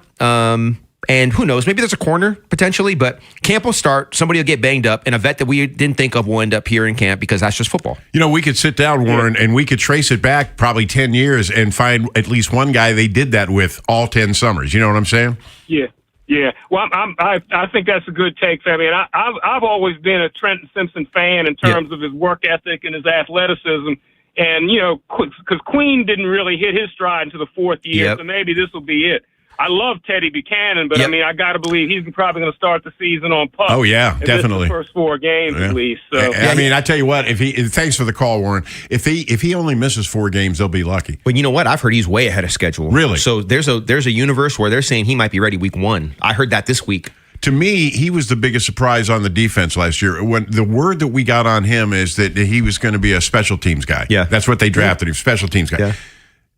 And he grabbed a hold of that opportunity, and look what he did last year. Well, we have a guy on our list here of players. We had a bunch of players that Coach Weaver and Declan Doyle were talking about, and Keandre Jackson is one of those guys. I'm just teasing it, Bruce. I'm learning. I'm teasing it. He's teasing it. Keandre Jackson is one of the best special teamers in the NFL as far as I'm concerned, but he's been doing some work at safety in camp, and people are liking him. So we'll hear a little bit about what Coach Weaver has to say about him a little bit later. In fact, we're going to hear about it coming up because we got to hit a break right now. Stick around. We're going to hear more from the coaches.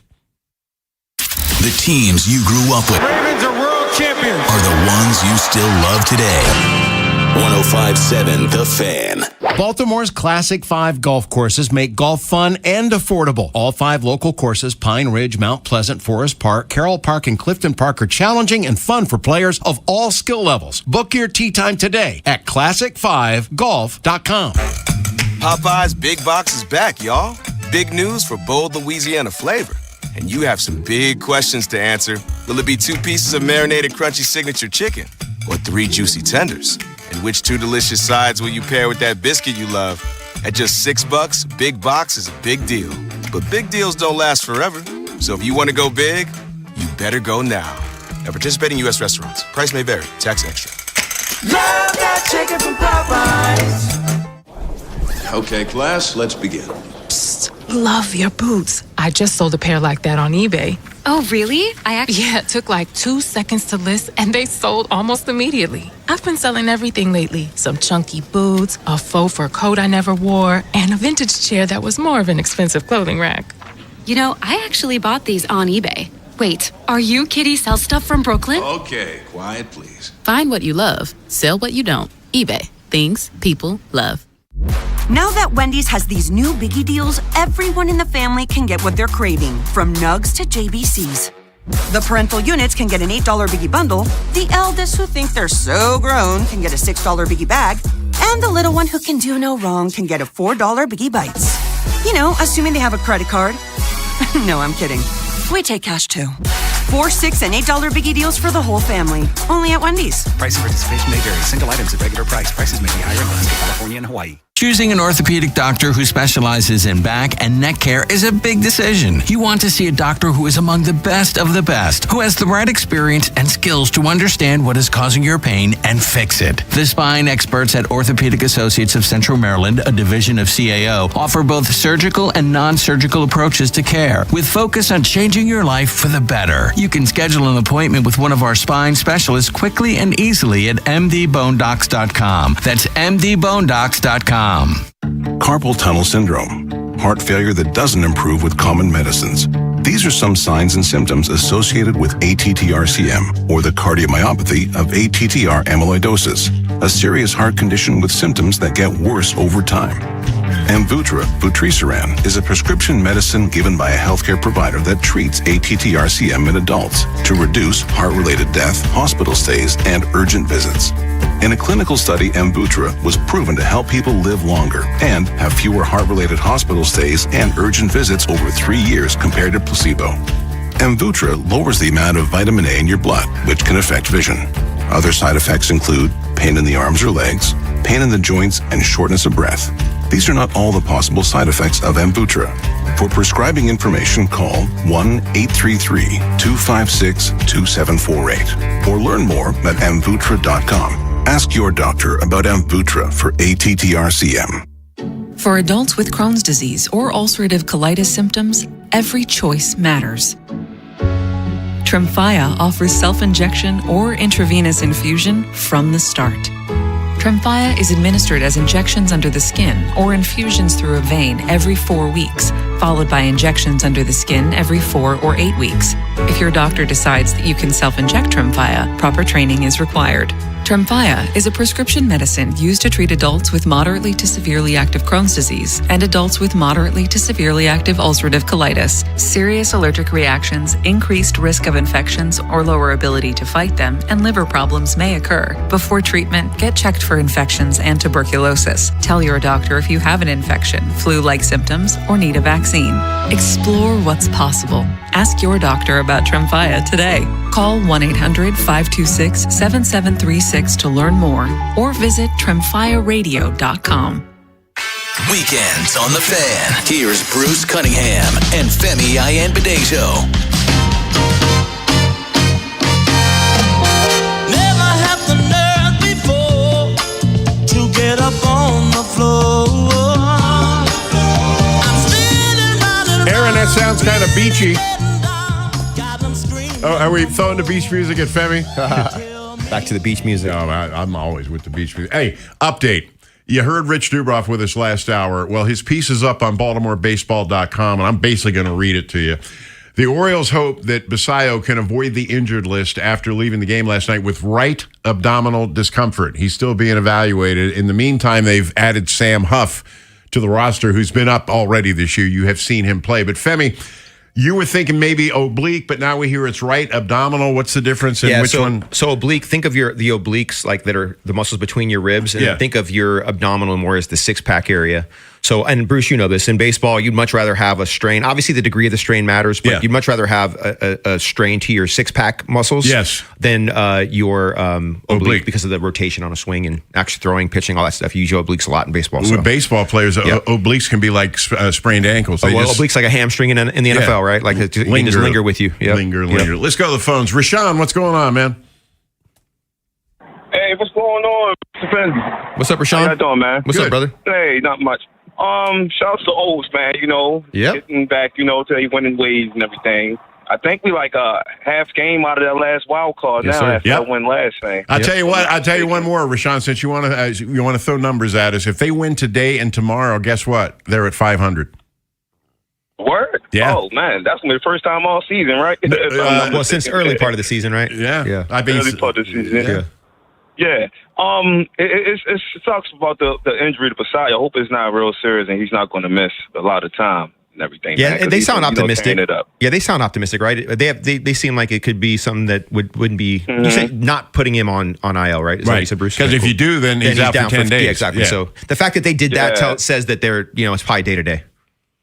Okay, and now I've been hearing little rumors about some people saying maybe we should trade Adley before his contract is over in the next season and get some value from him. But if I'm the O's, I'm trying to work out a deal to keep Adley long term. Yeah, the problem with that, Rashawn, Femi and I talked about this last hour. The problem with that, if you remember, that Adley was the number 1 pick, and remember the number 2 pick? It was Gunnar Henderson. So it's been, see, which one are you going to pay? You can't pay them both. You can't. And here's the other thing about Adley. And don't get me wrong, I love Adley. I think Adley's a great player. But if you're trying to choose between Gunnar and Adley and you've got Basayo, do you see how that might kind of tilt the decision a little bit? I'm just saying. Exactly. The more I thought about that, the more sense that kind of makes to me, Yeah, but then if that's the case, then we're going to say if we do trade Adley and just Google Basayo, I mean, obviously they don't put him in the lineup, but he can't catch every day. Then that's going to, Well, no, you just get a regular backup catcher. Yeah, you just get a regular backup catcher like they've had, in years past. But the fact that you have them both play in the same position, that gives you an incredible luxury, especially if you're trying to figure out a contract for Adley, Yeah. So what is Adley's, value then? What can we get back from him? If we trade him, could we get a decent starting pitcher from a team? Definitely. I mean, you could get a premium player, Femi, for Adley. Yeah. See, Bruce and I were talking about what his salary projections are, and they're all over the place. They're all over the place. So I'm not going to make any. I'm not going to say anything on air about what I threw $400 million. Yeah, I don't think it's that high. It may not be, but it was just for the conversation. Yeah, I gotcha. Yeah, it was for because Gunner's going to want shock and all. Gunner's going to want $500 million. Yeah. Well, that's not a real number though.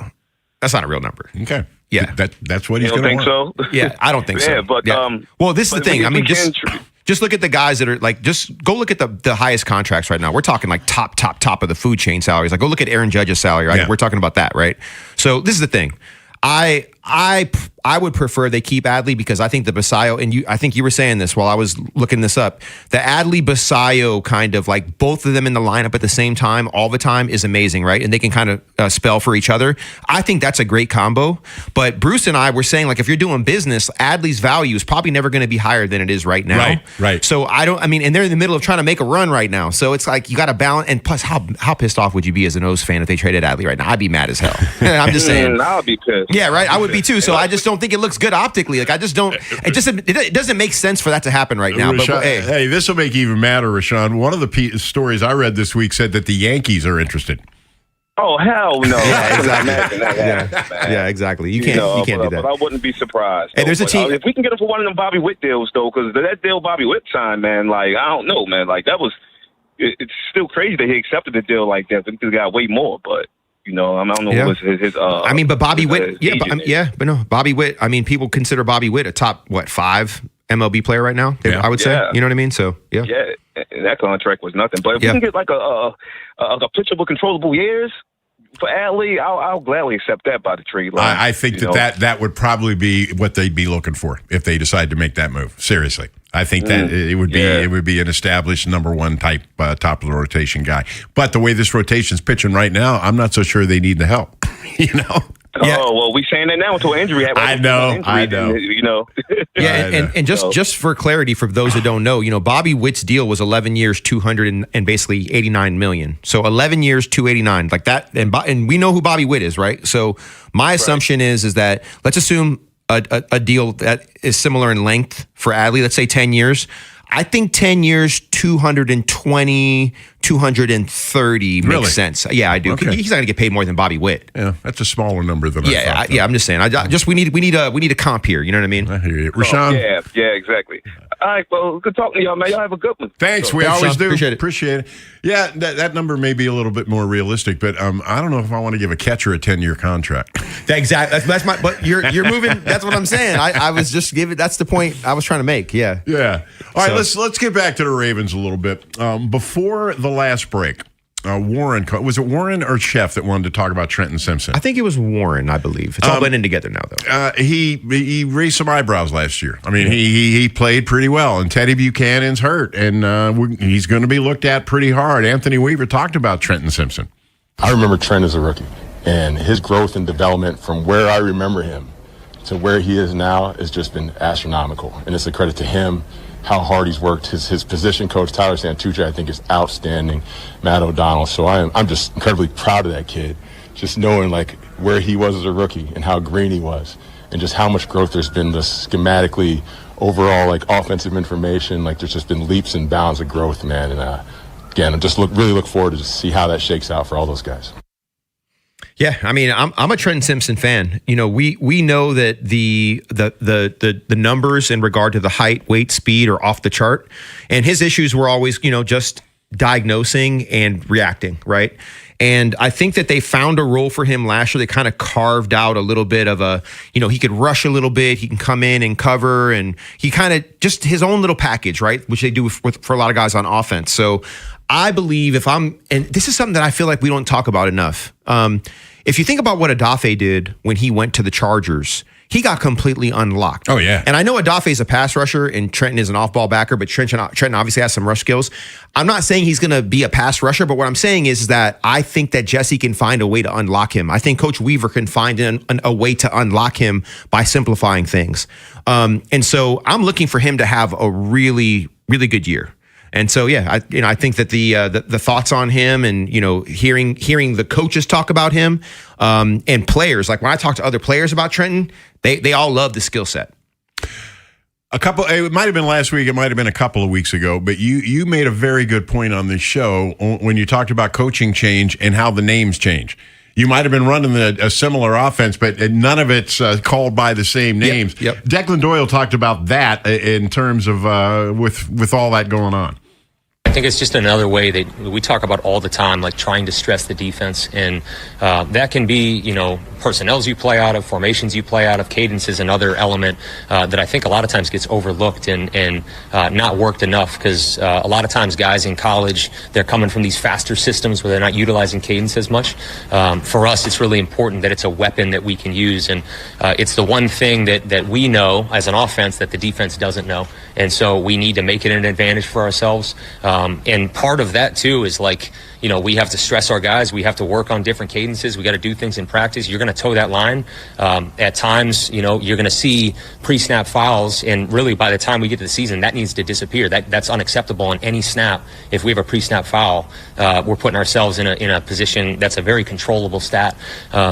And so we want to see that improve. We've seen that improve as we've gone, just the pre-snap operation. I think that's been a huge emphasis, not only for myself, but as Jesse talks to the team and can talk to the offense, he can piggyback on that. The pre-snap operation on both sides of the ball, that being really paramount that we can master that.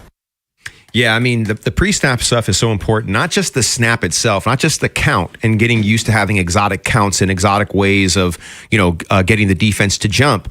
But I made a point, it was either last week or the week before, when you install a new system and you think about verbiage and nomenclature and shifts and motions and personnel groupings, all the NFL teams kind of do the same stuff. Yeah. But the way they tag it and call it, it's the difference between Spanish, Italian, Chinese, and Russian. You literally have to learn a new language. And when you learn a new language, you think about it in the language that you know. And that takes time. And so I love, once again, this is creating conflict. This is creating stress. And I love that Declan is being so pinpoint about the advantages and saying, hey, every single lever that we can pull to create an advantage, we're going to do. And that there's a lot of what's the word? It's cognitive drain. And the only way to do that is to stress it in practice. If you're ho-hum and, acting like we're just walking in the park, that's not going to get it done. So I love the detail and the idea that everything is going to be weaponized for this offense. And this just goes back to the intelligence part and kind of the savant side of things that I've always mentioned about Coach Minter and Declan. And every time they and this is the thing, I can't wait to hear Coach Minter talk more X's and O's. He's been talking more team philosophy as a head coach.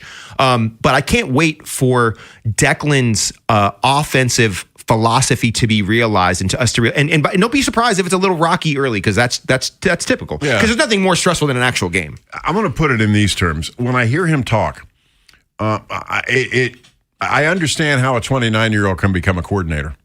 Does that make sense? Yeah, definitely. And I think that the thing that he's never called plays in a live situation, right? And I know that that's the thing. So you have the people that are the optimists and you have the people that are the pessimists, right? And the one thing the pessimists always want to talk about is, well, he's never called plays before. Yeah, he's never called plays until he calls plays. Yeah, we understand that. But if you haven't been listening to this kid, and if you haven't been listening to the way that the people that have groomed him and taught him and coached him talked about him, yes, in a very subjective world where we have no information on who this person is, of course, we're going to say, oh, he's never called plays before. That's going to be a real problem.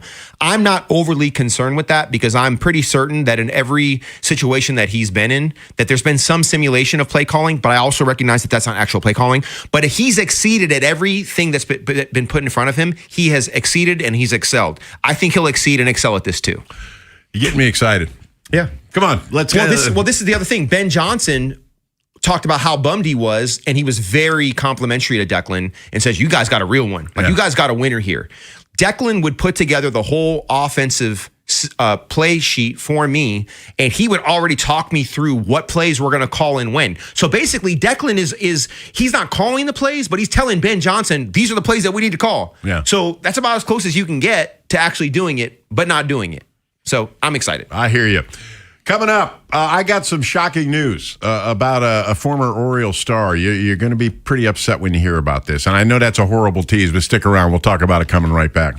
What happens next happens here. Baltimore Sports Radio. That ball is out of here. 105.7 The Fan. Hey, it's Ken Weinman. Inside Access is brought to you by FanDuel. Who do you think will be wearing the ring at the end of the NBA Finals? Take your shot with FanDuel, and you just might be celebrating a victory of your very own. Right now, new customers can hit the court with $350 in bonus bets guaranteed after betting $5 for 7 straight days. FanDuel's the best place to bet all your favorite players during the NBA's biggest event. Play your game any way you want. Seek out individual player markets for baskets and rebounds, or build an epic same-game parlay for a chance at a bigger payout. It's up to you. And best of all, with FanDuel, you get paid instantly when you win. So ready to play your game? Just visit FanDuel.com/local to join and get $350 in bonus bets guaranteed after betting $5 7 straight days. FanDuel, an official partner of the NBA. FanDuel Sportsbook, the official sportsbook of 105.7 The Fan. 21 plus and present in Maryland. First online real money wager only. Minimum $5 wager required for 7 consecutive days. $5 first deposit required. Bonus issued as non-withdrawable bonus bets, which expire 7 days after receipt. Please play responsibly. For help, visit mdgamblinghelp.org or call 1-800-GAMBLER. What if you could have the most reliable fiber-powered Wi-Fi? And get this, what if you could keep it at the same price for 5 years? During the Xfinity Summer Savings Event, now through June 15th, new customers can get our best price on gig Wi-Fi, just $50 a month for 5 years. And get online in minutes with same-day Wi-Fi. It's Wi-Fi that finds and fixes problems before you even notice them, like super intelligent Wi-Fi with a sixth sense. Plus, add 1 line of Xfinity Mobile Select and you can save an average of $60 a month over Verizon and AT&T. You can even try it free for a year. Lock in your price and unlock the possibilities during the Xfinity Summer Savings Event. Get it now at Xfinity.com. Xfinity. Imagine that. Restrictions apply. Requires paperless billing and auto pay with stored bank account. Taxes and fees extra. Savings based on 1 gig internet and 1 mobile select line compared to similar Verizon and AT&T plans over 5 years. After 12 months, regular rates apply to mobile select. Xfinity internet required. Speeds vary. Use of fiber coaxial cable. If you're carrying a lot of credit card or personal loan debt, every month can start to feel the same. All those bills, all those due dates, all that stress. There's a solution that's designed to make it easier for you. National Debt Relief could put you on the fast track to paying off your credit card debt, personal loans, and even medical debt for less than you owe, with just 1 low monthly payment you can afford. And no, it's not bankruptcy or a debt consolidation loan. It's a real, affordable debt relief program that could save you lots of money. National Debt Relief has already helped over 1 million people with their debt and has thousands of 5-star reviews and an A+ rating from the Better Business Bureau. So if you owe $10,000 or more, don't wait. Call 800-878-4646 now to see if you qualify. That's 800-878-4646. One call could help reduce what you owe and simplify your monthly payments. Call 800-878-4646 now to find out how much you could save. Weekends on the Fan. Here's Bruce Cunningham and Femi Ayanbadejo.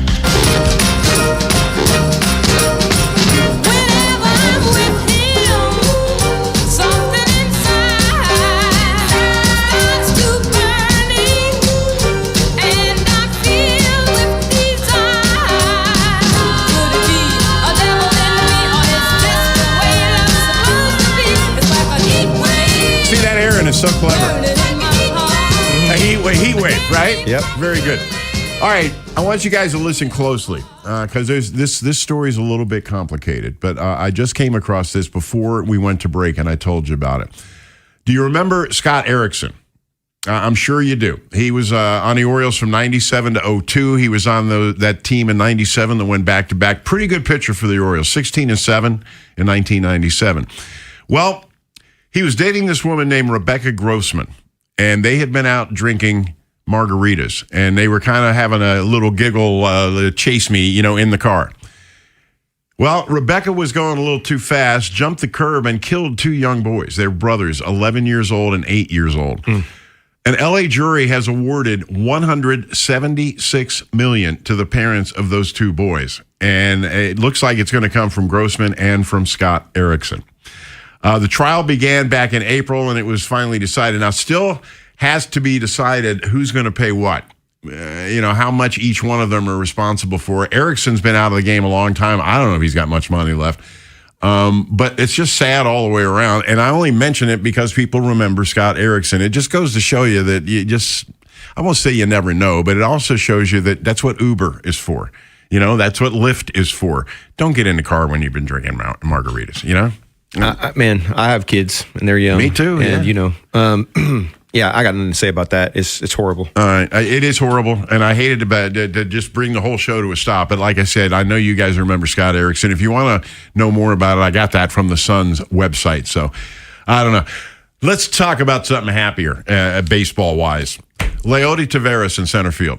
You were talking about Jackson Holliday solidifying that line. He has solidified the outfield because your biggest question for weeks was, who's your center fielder? Yep. Cowser was out there. He's a good enough center fielder, but he just wasn't hitting. Well, Taveras, he can go get it. Taveras can lay down a bunt. Yep. I saw him lay down a bunt this week that was just gorgeous, and he brings an extra, let's say, facet to that offense right now and the defense. Well, you know what's interesting, Bruce? I think I said, you know what? The pitching and the hitting, the hitting was actually okay. It was the runners in scoring position. The timely hitting was the issue. That seems to have massively improved. Yes. And a lot of this, and I already said it, I'll say it again, I think Jackson Holliday is catalytic, that he's in the middle of all this stuff. And just go watch yesterday's game. It's not the stats that are going to blow you away, but it's the way he plays second base. It's the confidence Gunnar has in him. It's just the way that he seems to just spark things. So that's been solidified. Look, nothing against Jeremiah Jackson. I think Jeremiah Jackson has still played, he still had a solid season, but, he's been tapering off since the peak of he's a streaky hitter. Yeah, exactly. But I think that I pitched the idea, pun intended, was that Cowser should be in right, Blaze should be at third, and Taveras should be in center. And just let these guys play, right? We talked about the whole analytics thing. I probably got to eat a little crow on that, honestly, because look at what Mayo has done. Now, Blaze has still played great. Don't get me wrong, but Mayo has really showed up, right? Jackson is playing really well. He's come off the injured list. Cowser had a heck of a throw. He's been in the mix on some of these big wins. Back-to-back walk-offs. Exactly, right? Yeah. So I feel like to some degree, there is some truth in stability and letting guys get comfortable. And look at what Basayo has done. I said he should be in the lineup every week, whether he's DHing or playing catcher. He needs to be in the lineup every day. And to some degree, he has been. But let's give a little credit, from the standpoint that some of these guys like Kobe especially, man, he's really shown up and shown out. So credit where credit is due in regard to saying, look, some of these guys are going to come around, and they have. Pete's come around now. Gunner's much improved. I tell you right now, that at bat in the sixth inning when they scored all those runs, I think they scored 5 runs in the sixth inning. They did. Now Jackson started it off with the double. I think Taylor Ward struck out, but Gunner was 1 and 2, ended up getting a walk. And after that, they just kind of took off and they never looked back. And I think Gunner had a big part of that. And also running the bases. Gunner goes from first to home on a play he could have very easily just stayed at third on. And I think it was a double by Adley that brought him in, right? And then Kobe hits the home run. So it's all tethered together. It's all tied together. It is. I tip my cap to Mayo. I mean, he's a natural first baseman. He came up last year at the end of the season, looked great at first base. Probably thought, this is my future. This is where, and then boom, they signed Pete Alonso, and he can't play first base anymore. So they put him over at third. They hope for the best. It has been uneven, let's say, but he's starting to look like he's relaxing in the position. And I want to revisit a point we made a couple minutes ago. You don't see a lot of 6'4" third basemen, right. And there's a reason for that. But with him laying out, regardless of what that throw did last night, him laying out like that showed me that 6'4" is not going to be a negative for him playing third base. Yeah, no, I actually want to go back and look, and maybe I can do it on our next break. But Kobe Mayo, actually, no, I have it right here. I was able to do it fast. So check this out. In his, let's say, he's played, it looks like he hasn't quite played a full 162 games yet.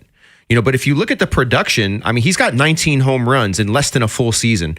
He played in 17 games in 2024, 85 games last year, and 51 games this year. I'm just saying that the production, I think if you allow, and look, I'm not going to say anything that anybody hasn't projected already. This guy could be a 20 to 25 home run guy. Easily. Right? Hopefully he can hit around 260, 255, right? And he can be something that you build around. That's what he's here for, correct? I think it's all coming to bear now, right? And there were some rocky things that happened, and obviously you talked about the positional changes and signing the polar bear and how that affected him. I think he's responded really well to it. And I'm just glad that, and once again, I'm short-sighted because I didn't grow up an O's fan. Obviously, I pay a lot more attention to O's because I'm on the radio every day. Yeah. Well, not every day, every week. And I have to pay attention. And because I've paid attention, I see what others have seen. I'm just a little late to it. I just was really perturbed by the defensive lapses, and the batting average was not great when the season started. No. But he's really corrected all that. I think in his last 15 games, he's hitting 281 and has 5 bombs. if you look at the Oriole lineup right now and you're a starting pitcher or or opposing pitching coach, he's one of the problems in that lineup right now. He's one of the problems you got to deal with, And the ball jumps off his bat. Like it's different. When he gets a hold of one, it's different. And a lot of that goes back to the size, right? And the bat speed. Yeah. So let's get to Jimmy in Silver Spring here real quick before we go to break. Jimmy, what's up? Hey, man, I'm going to tell you, only reason I'm calling, I love Scotty Erickson as a pitcher for the O's. But if he and his girl killed 2 little boys, they need to go to jail. And the reason I'm calling is because I lost my brother to a drunk driver. Oh, I'm sorry. His birthday would be June 11th. He'd be 62 years old. He died when he was 22 years old. Every day, it destroyed my family. It broke the spirit of my family. He was the baby of the family. I have no tolerance for drunk drivers.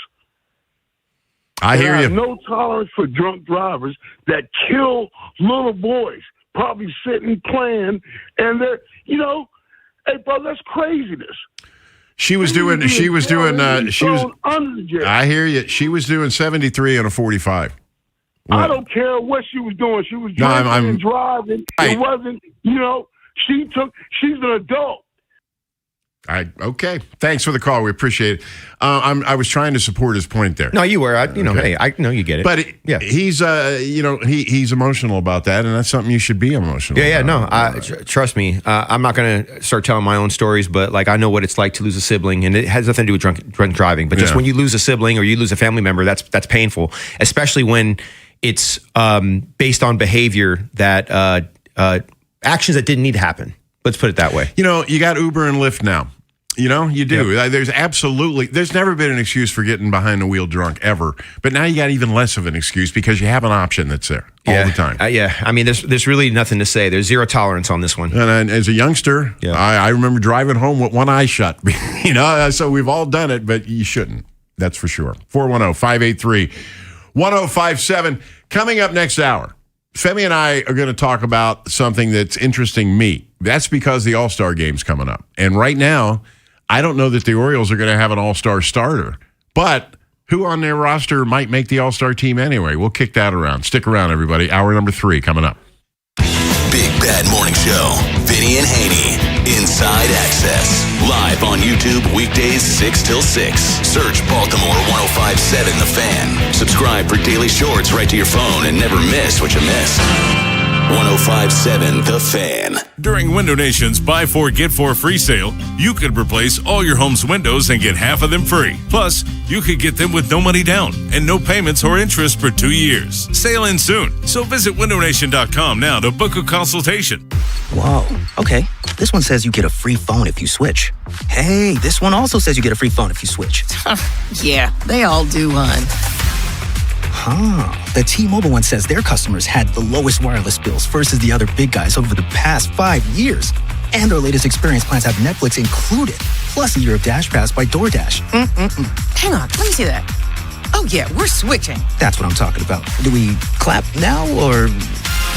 At T-Mobile, get savings that keep stacking up. That's value you can feel every day. And right now, bring your phone to T-Mobile and we'll give you $400 when you switch.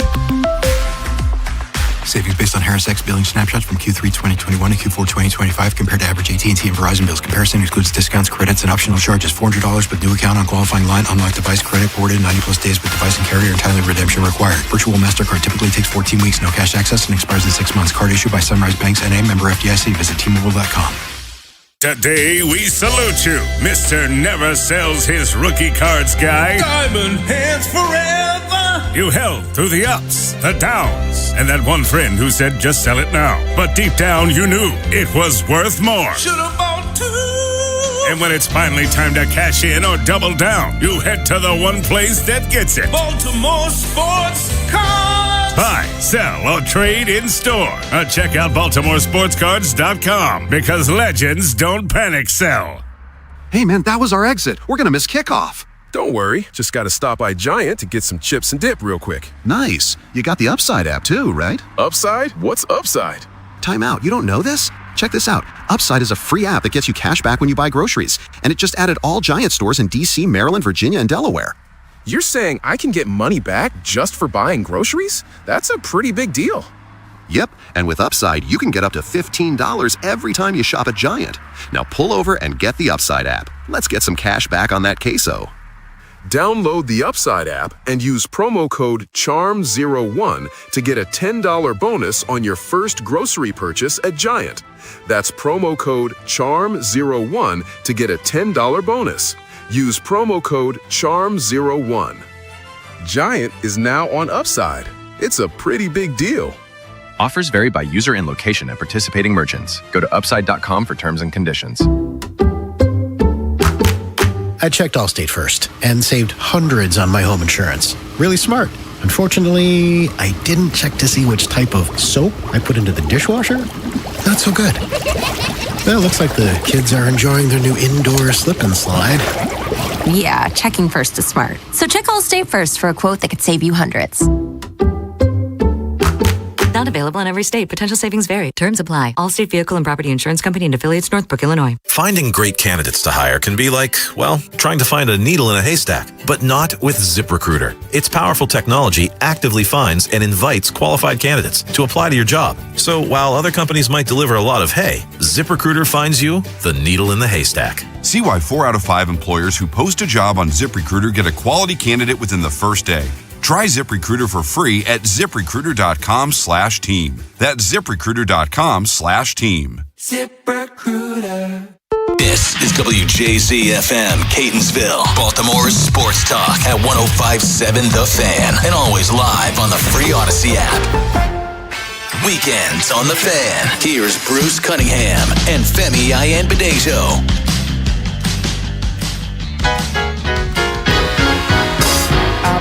Song, I ain't got no melody.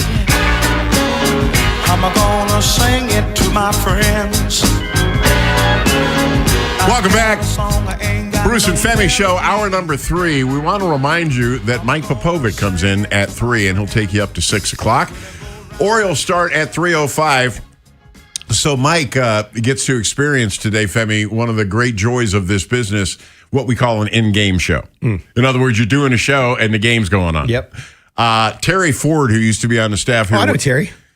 Terry I love Terry. Was the king of those on Sundays. Yep. He'd always come in and do Sunday afternoon. So I had to do one of those last summer, or one of the Ravens preseason games was on opposite me in this show, and I had no idea how to do an in-game show, so I had Terry on as a guest. It was great. Oh, yeah. He Awesome. walked me right through it. He's running a station, a sports talk station in Charleston, South Carolina. Oh, is that right? And they're the flagship for South Carolina Gamecocks. So it sounds like a pretty good gig he fell into down Awesome. there. I'm So glad he's that's doing good. well. Yeah, he's a good dude.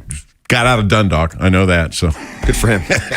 410. A lot of guys can't say that, you know. 410-583-1057. So let's just go to the phones right off the top. Let's go to Mark at Owings Mills. Mark, what's up?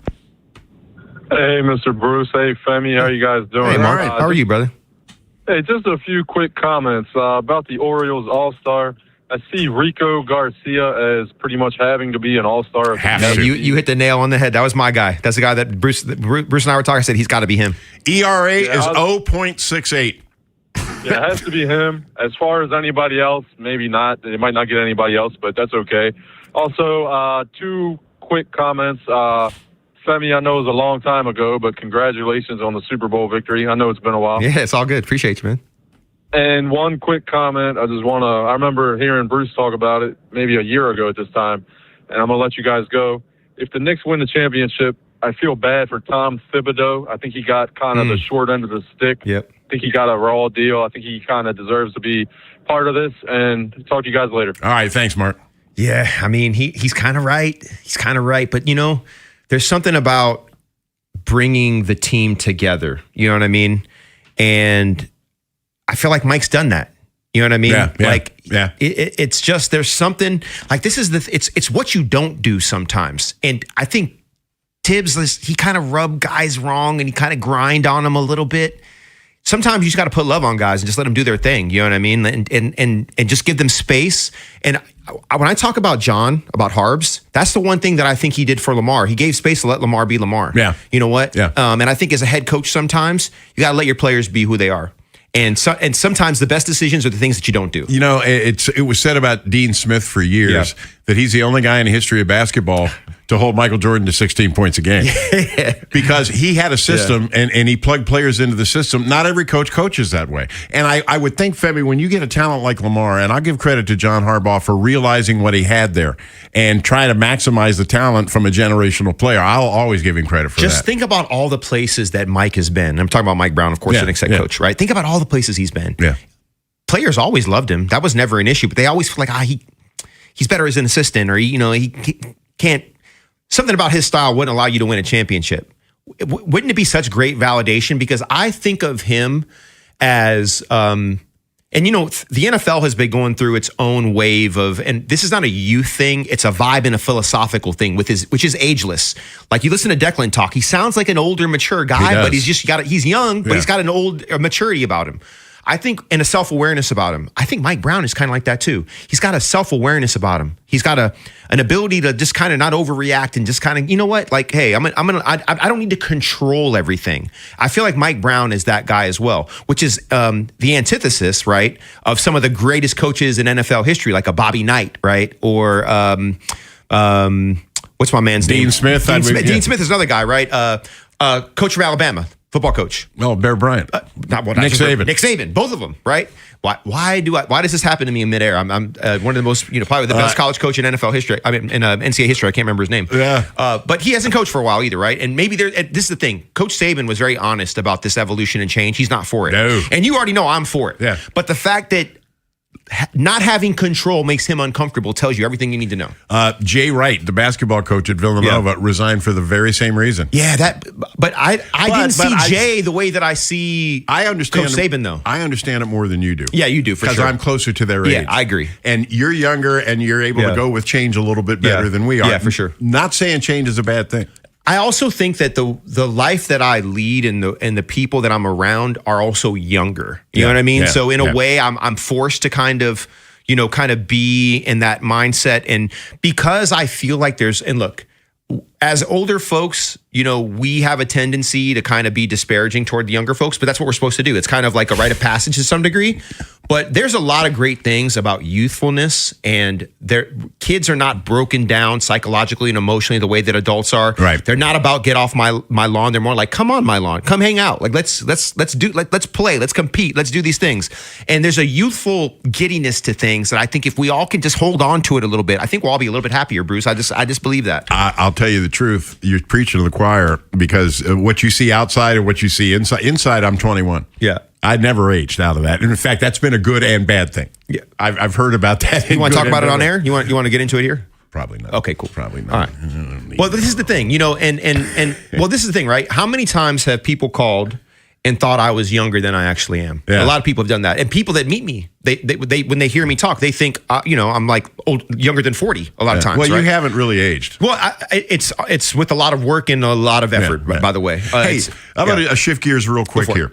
The Stanley Cup Finals, they resume tonight as the Hurricanes take on the Golden Knights, a series tied at 1 game apiece. You were a pro athlete. Here's a question I have for you. The Vegas Golden Knights, as an expansion team, made it to the Stanley Cup Finals. I felt like the NHL had a credibility problem with that. Well, didn't the Carolina Panthers make it to the Super Bowl or the NFC Championship game like early in there? Both they and the Jaguars did. Yeah. I think in the second year. Yeah, exactly. Because they were able to stack their... And I guess the Golden Knights did basically the same thing. Look, this is the thing. When a new team comes in, you've got to prop up that market, and you've got to prop up that organization, in my opinion. So I don't have a problem with it personally, because it's not going to last. You know what I mean? I think that... And Bruce, like, admittedly, I don't pay as close attention to hockey as I do some of the other major sports. Yeah. So I don't know if hockey's more like baseball or is it more like football, where like, okay, we can pick 8 teams and they're going to be in the playoffs, and we know this batch is going to win. Someone's going to win the World Series out of this group. You can just do that. I feel like with the NFL, it's a lot more wide open. And in some by design. Exactly. And so my point is that is the NHL wide open, or is the NHL more predictable like Major League Baseball? I'm asking you that question. I would compare it more to the NBA. Okay, all right. Because what, in the middle? Well, they play every night, and just that whole lifestyle that they have to lead. I would compare those two. But I guess what I'm wondering is that how often does the NHL have repeat winners, and how hardly ever. Okay, good. Yeah. So it's more wide open then. So my point is that whatever advantage they have, it's fleeting. Yeah. Right. So I would say no, it doesn't have an identity problem, and I don't think it's an issue. All right, let's go to Kevin in Randallstown. Kevin, what's up? I didn't call to talk about this, but that's sort of what's going on in the WNBA right now. They had a team last year, the Golden State Valkyries. Yep. They play in the same place where the Warriors play, and they made the playoffs in their first year of existence, and they had probably the best defensive team in the league. They did a number on the Indiana Pacers last week where they just shut them down. Their defense is second to none, and the two new teams that's doing this coming along this year, the Portland Fire and the Toronto Tempo, are playing better than what most teams that you would think would play for being brand new. And it's something about, like you said, they want to kind of have these teams propped up in their new cities. Yeah, definitely. And which is going on. But wanted to ask you. Well, before I get to the Ravens, I wanted to ask you. I was kind of sorry. I'm glad to see that Jackson Holiday is doing well. I'm glad he is. But I'm sort of sorry for Jeremiah Jackson too. Yeah. Because I thought that he wasn't a great player, but if he batted 250, but he was playing really. Kevin. I think the word you're looking for. He's a handy player. He's a handy player, yeah. and he was playing really, really good defense. Yeah. And he had a gun for an arm. I mean, when they finished those double plays, he really would put it on the money. Very rarely did I see him make a bad throw, and so I hope there's still a place for him without just getting buried on the bench. Yeah, I think there is. I mean, he had 2 at-bats last night. He played well last night. I mean, obviously he's not going to be playing every day like he was prior Well, he's to going to that, compete with Blaze Alexander for playing But time. he still played in 54 games. Yeah. And I know he's played less lately, but he's also tailed off lately. I mean, I think at one point he was hitting like 370. He's at 250 now, which is the point that you made, right? So I agree with you. I don't think Jeremiah Jackson's going anywhere. I think he's a great guy. I think that he has value still. Even if if there's not room for him on the Oriole roster, the entire major league. Oh yeah, he's going to be playing baseball no matter what. In fact, what. he might end up making some money out of this. I'm sorry. Do you have another question? Would you have a Ravens question potentially?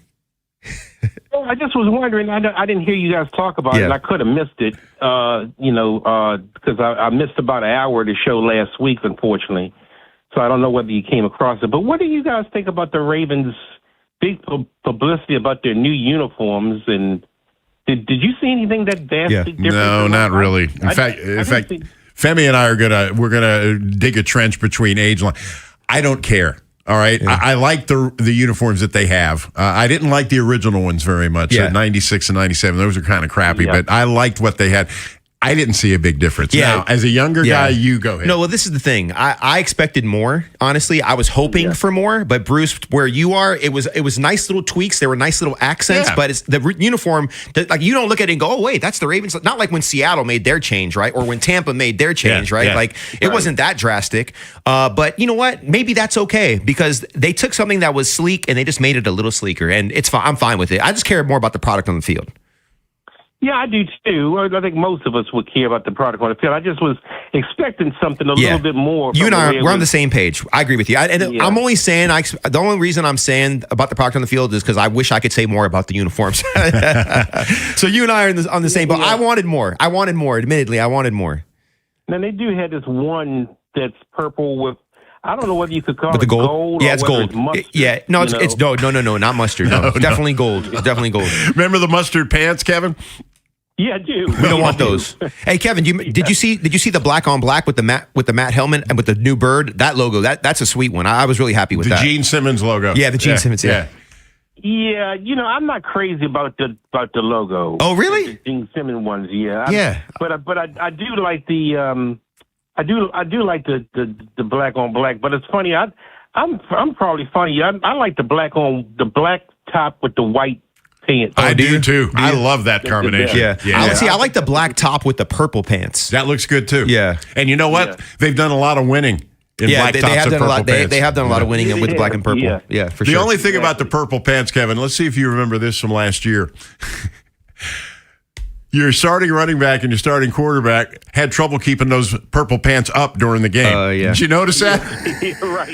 Yeah. Exactly. Those are those are high dollar guys. I would think they could go to the equipment guy and complain a little bit, but you don't want to be showing your butt on national TV. No, you really you don't. All right, Kevin. Thanks for the call, man. Right. Thanks, See Kevin. you later. Appreciate you, man. All right, we got a bunch of calls here. We're going to stick with the phone. Stick around. 410-583-1057. Wherever the Orioles season takes you. Say goodbye to this ball. Download the free Odyssey app and hear reactions to all the biggest moments. Download it today and search 1057 The Fan.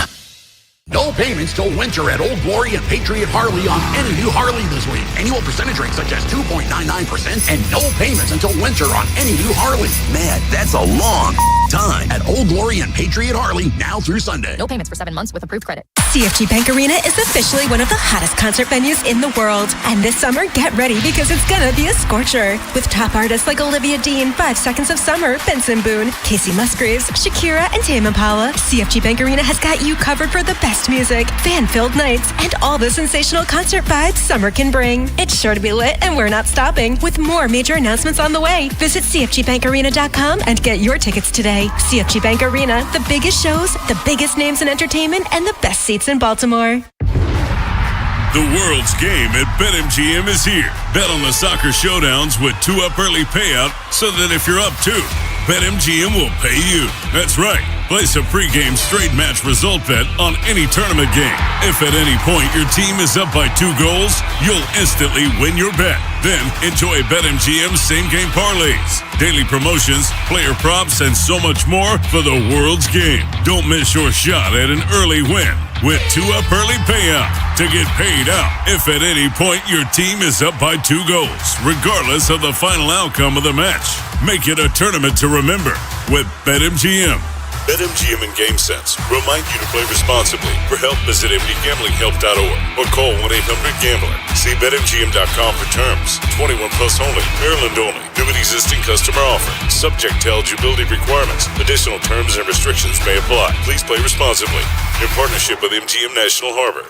Download to see if you qualify. Not all customers will qualify. Transfer fees may apply. No Albert subscription required. Albert is not a bank. Albert Instant Loans are issued by FinWise Bank, member FDIC. Not an actual client. Terms apply. Kylie, what's wrong? I just got hit with a car repair bill. I'm behind on rent, and I feel like I can never save any money. Have you tried the Albert app? Albert is your financial assistant, helping you find ways to save and create custom budgets to actually grow your money. Plus, you can get up to $10,000 for big expenses or advance up to $1,000 fast when you need cash right away. Albert can get me up to $10,000? Exactly. Albert spots you in a pinch and helps you grow your money in the long run. I'm downloading Albert right now. Download the Albert app and use promo code EARN to borrow up to $10,000 for whatever you need. The Albert app helps you budget better and save more money so you reach your financial goals faster. Download the Albert app right now and use promo code EARN to borrow up to $10,000. Use code EARN to borrow up to $10,000. Finding great candidates to hire can be like, well, trying to find a needle in a haystack, but not with ZipRecruiter. Its powerful technology actively finds and invites qualified candidates to apply to your job. So while other companies might deliver a lot of hay, ZipRecruiter finds you the needle in the haystack. See why 4 out of 5 employers who post a job on ZipRecruiter get a quality candidate within the first day. Try ZipRecruiter for free at ZipRecruiter.com/team. That's ZipRecruiter.com/team. ZipRecruiter. My name is Whitney Allen, and I'm a widow. My husband, Ryan, died. We never thought we'd ever have to use life insurance, but the unexpected happened. With Ethos, signing up was fast and 100% online. You can get a quote in seconds, apply in minutes, and get same-day coverage. No medical exams, and you can get up to $3 million worth of coverage. I'm grateful we were prepared. Get your free quote at ethos.com/radio. That's ethos.com/radio. Paid spokesperson. Time spent on application may vary. Online health questions required. Weekends on The Fan. Here's Bruce Cunningham and Femi Ayanbadejo.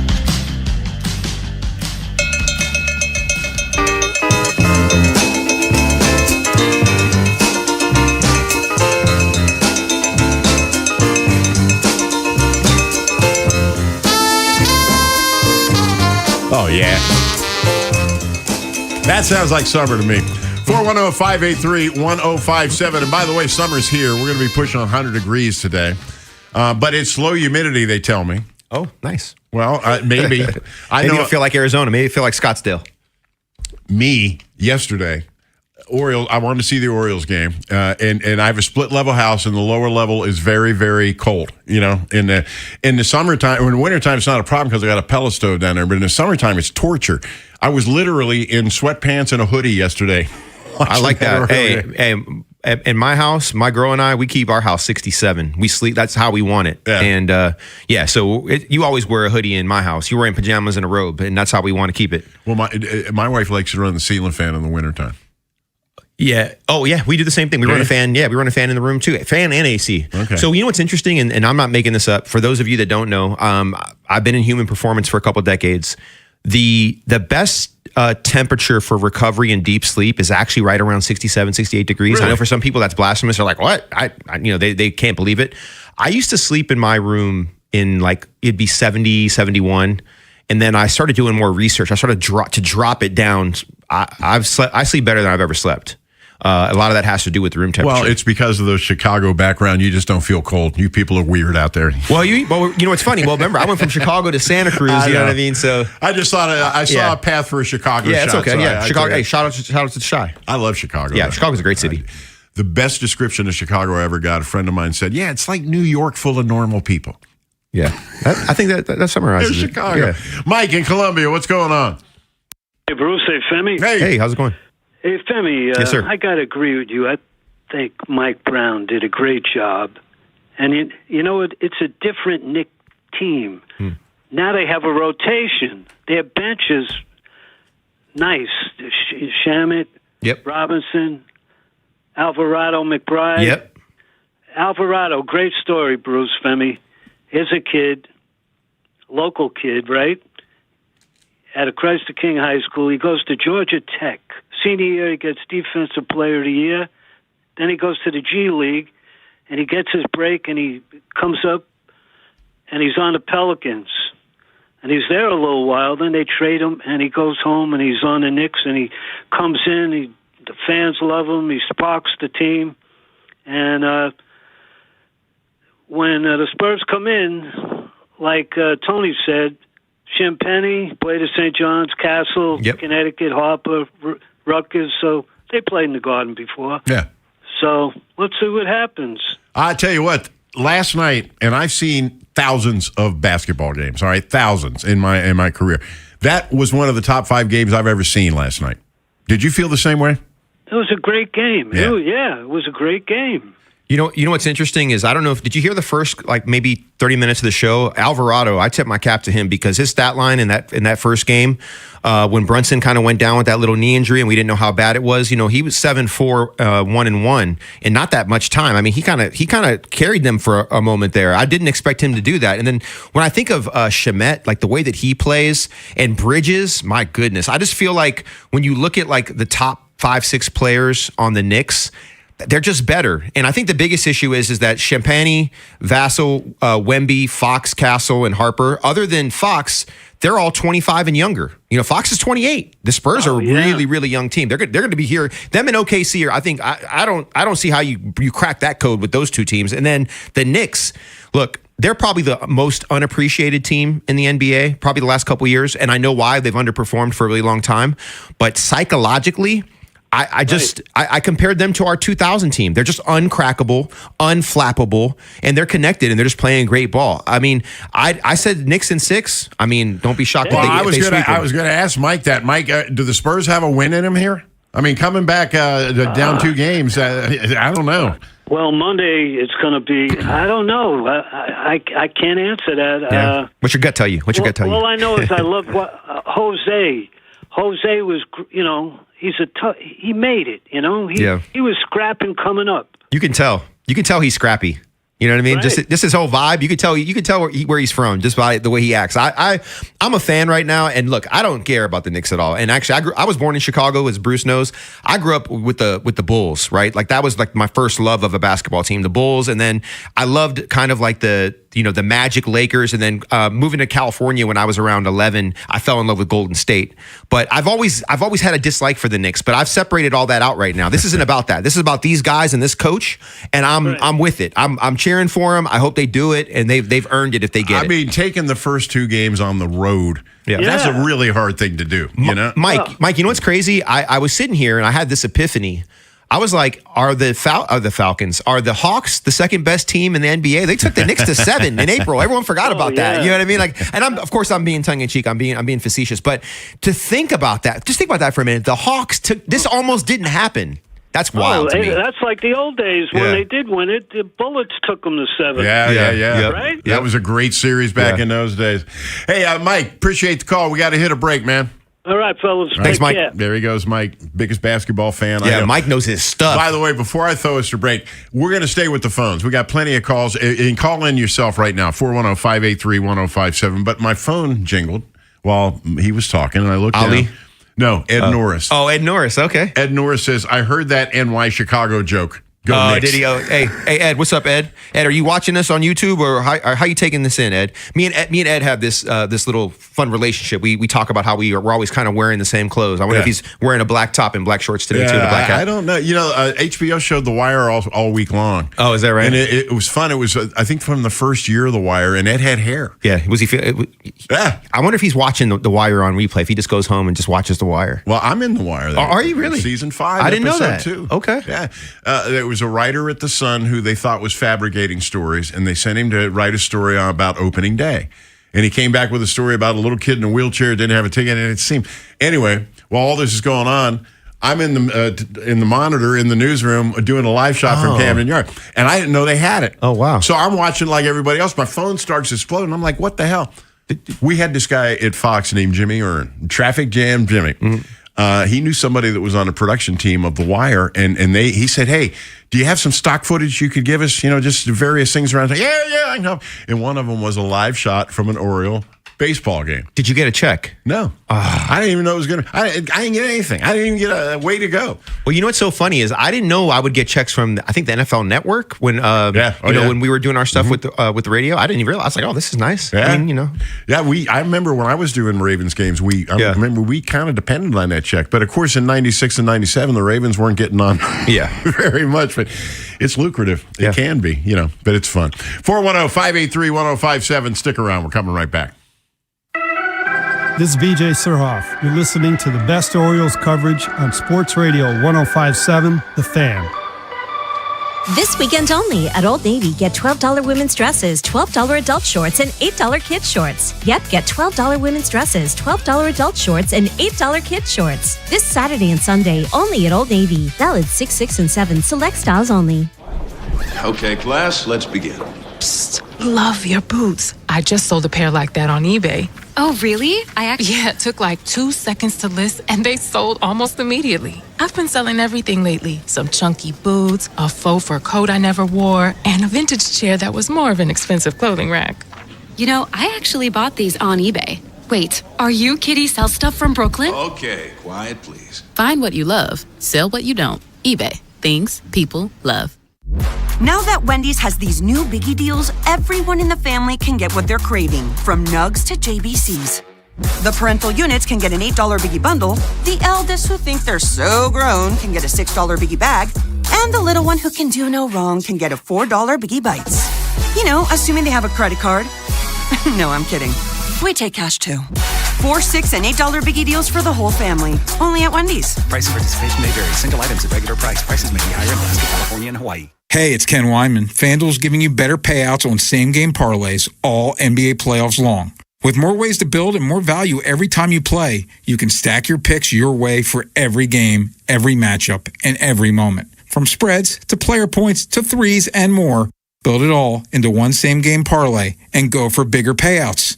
So if you're betting same-game parlays this NBA postseason, bet them on FanDuel.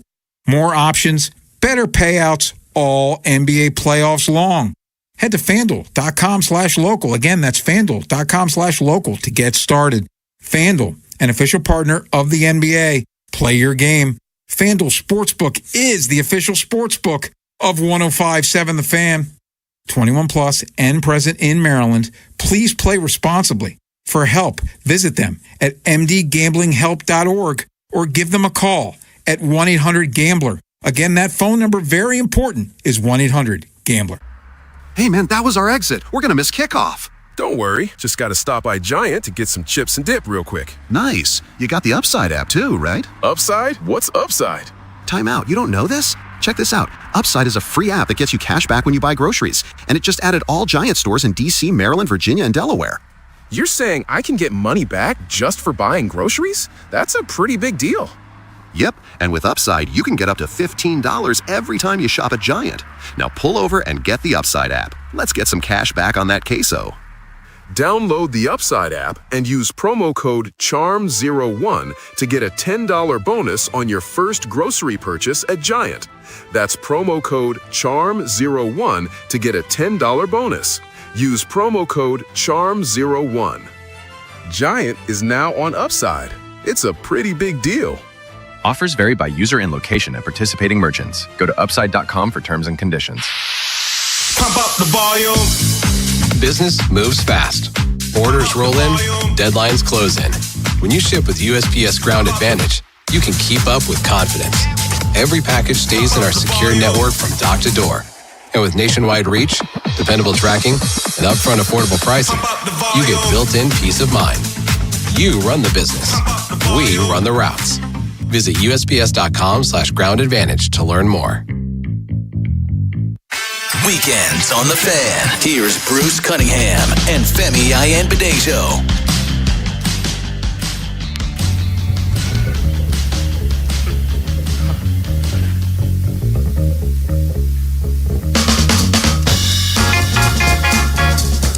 Welcome back. Bruce and Femi show for a Saturday. It's a scorcher out there. You don't have to be out in it. Try not to be. Orioles playing up in Toronto. 3:05 first pitch. Bradish is going. And we've mentioned this a couple times today. If they win today and then win tomorrow, they leave Toronto at 500. Baby steps, but that's encouraging, you know? Yeah. Did I hear something about Gausman pitching? He's pitching for Toronto tomorrow. Yeah. So I've always liked Gausman. Me too. He pitched for the Giants for a little bit, and he was outstanding as a Giant. Right. And so I always wish the Giants always have these guys come through. Rodon came through for a bit. Ray is pitching for the Giants right now. Look, they're kind of a dumpster fire, so let's not. They scored 18 runs against the Cubs yesterday, though, which was wild. I wish they could spread that out over like 3 games. But one thing, Ed Norris is listening, and Ed let me know that I was wrong about the Hawks-Knicks series. It was in 6, not in 7. But I did pull that out of my you-know-what, like literally when the show started. So, a little grace for me, please. But yeah, thanks, Ed. Thanks for checking your boy. You know what I mean? I appreciate you. You don't need to be that honest, Well, hey, you know how I am, bro. I can't. I gotta be. I gotta do it. I gotta take my medicine. You know what I mean? 410-583-1057. Let's go to Bill in Annapolis. Bill, what's on your mind? Well, hey guys, I'm pretty happy that the Orioles are turning around. I think in large parts due to pitching. Yep. I think I'd move Bassett to the bullpen and bring Gibson up, and we'd have good 5, and we'll make the playoffs. Wow. Pretty simple. Well, didn't Rich say that maybe a 6-man rotation would be a thing? He said that possibly because Kramer's coming back. Yeah, but okay, look, when he mentioned Dean Kramer, Thanks for the call, Bill. I know that Dean is beloved by O's fans for sure. But if you're asking me right now, and I'm not being emotional, I'm not putting Kramer ahead of Brandon Young right now. And I know that he's probably got to do a couple of.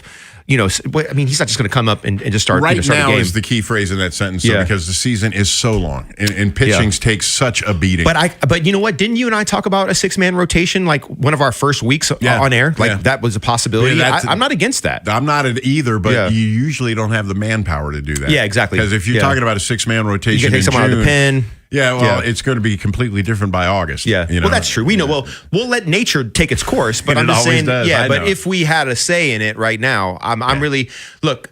I tried to make the point, and I don't know if Rich heard me or not. Maybe we'll ask him next week. As a player, right, you lose jobs due to injury. You gain them and you lose them. I've been on both sides of that. Right. But I also think there's a credibility thing that when it comes to players earning a role and earning a position, right? You can't just treat your first rounders one way when they've earned something and said, well, he's earned it, he's played well, and we're going to leave him in there. Yeah. Well, when your undrafted free agent does the exact same thing, you got to give him that same treatment. He's earned the role, he's earned the spot. And I'm not saying that I don't remember what round Brandon Young was drafted in, to be honest. But the point I'm trying to make is that if you can play, you can play. And if you've played well, you've played well. I think he was undrafted. Oh, was he? Okay. Tampa Bay signed him. Maybe. And brought Okay. him, All right. Well, look, that's pure coincidence then. But that even makes me like him more. Yeah. Because I'm telling you right now, the reason I'm attracted to the way that he plays is because of the way that I watch him and the way that he carries himself. Right. That told me everything I needed to know about getting behind him. And then I looked at the product that he's putting out there, and I'm like, oh my goodness, this dude's got something. I just think he has something. It's innate. It's hard to put my finger on, but I like it. With a young guy like that, and I always like to ask like rookies this question. What's it like, and you be able to answer this, what's it like when you're at the top level and you start to realize that the things you do work at this level? I mean, what kind of revelation is that? So the best thing that I can tell you, and this is such a great question because there were levels of things that I played where I was really, really good, but I may not have been the best, right? Right. But I kept being really good at every single level that I got to. And I think that's the best way to explain it, is that my game kept improving enough that I was always really good no matter where I was at. And I think that if you were to ask, and it doesn't matter what the sport is, this is an agnostic question. I would say, how do I even articulate it? It's more of a feeling, right? Right. And my guess is that Brandon Young, somewhere along the way, didn't he have a start against Houston? Was it a year ago, maybe? Did he almost throw like a no-hitter or something? He had a real good game. Yeah. Houston, So I'm sure that game let him know everything he needed to know. Now, you can regress from that great game, right? Like, because being good is about consistency over the long term. It's not about having a really great game and then falling off a cliff, right? My guess is that game told him everything that he needed to know. That like, hey, I can be good. And for him, you know, when I look at his pitch mix, right? Sinker, slider, four-seam fastball, as long as nothing is in the center of the plate. Right. And man, some of his off-speed pitches, man, they really have some bite and some movement. I just think he can be really good. He has that command. And yesterday, didn't he throw like 80 or 85% strikes? Yeah. His highest strike percentage? Yes. In regard to ball strike ratio? High. Yeah, career high. Exactly. Yeah. So if he can continue to reproduce that, and you know what, tip my cap to Ryan Ripken. He did a great job yesterday. I'm glad you brought that up. Yeah, because I didn't realize he didn't tell me. Ryan and I have been talking. That was his debut, wasn't it? No, he did. He did some games in spring training. Oh, okay, but his like regular season probably was. Okay. Here's what I think happened. Toronto's a quick flight. Yeah. It's less than an hour. I think something happened with B-Rob. And they said, hey, can you get up here real quick? Yeah. And sometimes in broadcasting, that's when you're at your best, when you don't have a lot of time so to prepare. what and forgive me for this question, it's probably going to be stupid, but That's all right. when I see Ben McDonald, what is, like, I don't see him on these games. No. Ben's got a long-standing contract. So does Kevin Brown. Okay. To do NCAA baseball, College World Series and all that. Okay, Yeah, all right, both- that makes both sense. of them. Because I was wondering, I hadn't seen him in a bit, And you haven't seen Kevin Brown either. Exactly. Yeah. And I love seeing those guys. You know, and then Palmer is 80. Okay, So yeah. he's cut way back. Yeah. So it's good for Ryan. Ryan's going to have a career. Oh no, for sure. Ryan's great. He is. Yeah. I did his show with him and Zach maybe 2 weeks ago on a Friday, and we had a blast. And his studio is right down by me anyway, and so we've been planning to get together and do some more stuff together too. I tell you how smart I am. I made him Prep Player of the Week at Fox 45 for basketball. Oh, is that right? Basketball. Nice. Not baseball. Yeah. Basketball. Yeah. That's how. Yeah. Ray in Parkville, what's going on? Hey, Ray. This is Roy. Oh, hey, Roy. I'm sorry. I read it wrong. That's okay, buddy. How you doing, man? How you doing there, Fanny, too? What's up, Roy? How are you, brother? All right. Hey, man, I was listening to the Scott Erickson story. I actually did hear about it already, too. Yeah. Like I said, I think you said it, Femi. You lost a sibling, too. Yep. Well, Tim Barbalay works for your station, and my daughter, they graduated the same year together at Our Lady of Mount Carmel. And Tim always says it about the, of course, this is mental health, week and all that stuff, Yeah, too. definitely. Well, my daughter, back in 2020 when the pandemic happened, here we go. She got, in March, she started feeling real depressed when it started going down and everything, and then all restaurants closed up. She worked at Liberatory Grills in Perry Hall. Okay. Well, anyway, get a long story short, she said, I don't know what I'm doing in my life right now and everything, but I'm going to take it, one day at a time. which is great. But June the 7th, which is tomorrow, she committed suicide. She hung herself. I'm so sorry. And you talk about breaking a family apart. Yeah. I mean, just because of the feelings, because you ask the question, well, why did you do something like this? And then you leave all of us hanging like this. We loved you more than anything in the world. Yeah. And there was no sign from it that was going to happen. Yeah. Roy, sorry to hear that, Roy. I'm really sorry. 4:00 in the morning tomorrow morning, that's when she did it. Oh, boy. And I just want to let you know, Tim would tell you also, she was one really good athlete. She played lacrosse and soccer. She had 13 goals in one game of lacrosse her senior year. And that still holds the record, matter of fact, at Mount Carmel. So then she went to decide she had some scholarships, but she said just go to two-year college and she'd take it from there. So she went to Essex. She had 9 goals in two different games. And just until this season here, another girl scored 10 goals. Wow. First, CCBC. I call it Essex Community College. So, I know. I'm number 63. Yeah. I hear you. But, and then she... hey, I still call them the Redskins. I'm still struggling with that, so I understand. I got you. So him and I are good friends. And then he says, "Man, Katie, I come to UMBC and go out for the track team," because she set 2 records in 1.5 miles and a 2-mile run. 1.5 miles is a relay. I'm sorry, 2 mile was a run. She set records at Mount Carmel when she was in high school. She goes to Essex. She sets a record in there. At Essex, she sets a record. Wow. So it's like, she was really good athlete. Well, you know what? It sounds like she left you with some real good memories. Yeah, I was just going to say that. Yeah, she really did. She really did. And we used to call her. Tim will tell you. That's Katie Klein. That's my last name, Klein. Right. We used to call her KK. I named her KK when she was about 7 years old. So all of her friends, everybody, family members, they always called her KK. Well, I'm sorry this happened to you. You can look her up right now. She was a really good athlete. Really good athlete. Well, I appreciate you sharing it with us. I do. It couldn't have been easy. Yeah. Thanks for the call. Yeah, tomorrow, like I said, tomorrow's a tough day. Light a candle for her tomorrow. I will. All right. Thanks for the call. Boy, that's sad.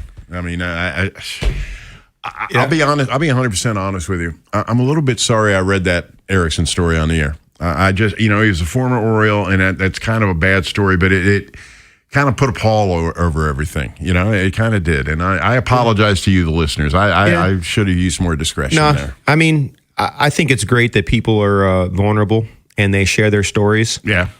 So, good intent. You had good intent. You were sharing something. But what I will say is this.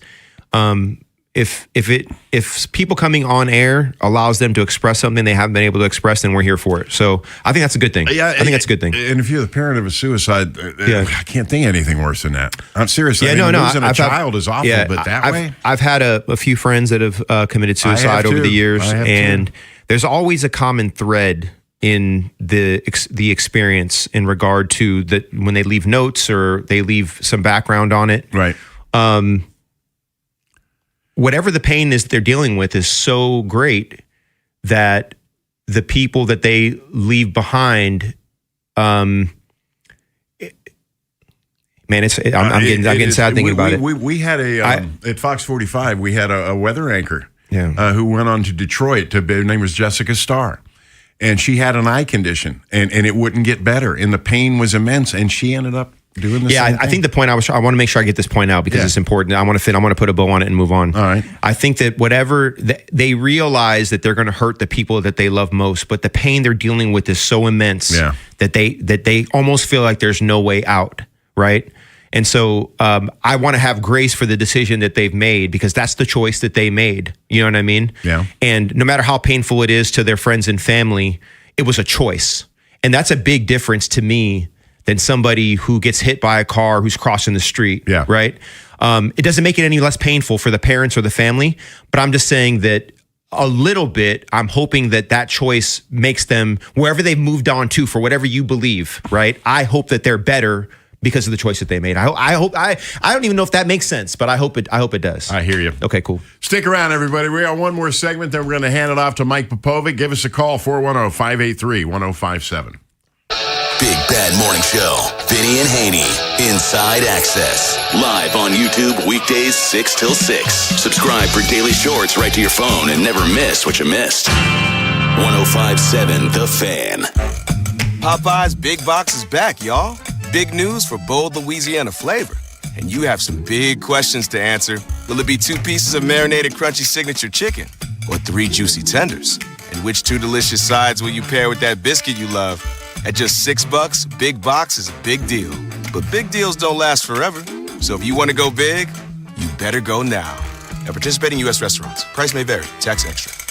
Love that chicken from Popeyes. Hey, Rob, along with Vinny Steele, CEO for Your Home Sold Guaranteed Realty. Welcome back. For over 2 decades now in our area, you've been helping families plan their next big move by eliminating the typical risk home sellers face. So as we head into the early summer, what's the best advice for sellers who want to get the most money but don't want to be bothered by the typical hassles? Thanks, Rob. Yeah, 23 years helping thousands of families sell for their price and with certainty. Right now, inventory is increasing, so buyers have more choices. That's why smart sellers are asking for more than just empty promises. Our sellers get an upfront written guarantee that if I can't sell your home, I'll step in and buy it at a price and time frame you agree to. That's certainty. I love it. Check out Vinny's hundreds of 5-star reviews online from satisfied customers, and I'll add mine as well. Vinny Steele is the only agent I would trust with my own home. Call or text Vinny right now at 410-793-1801. That's 410-793-1801, or visit VinnySteele.com.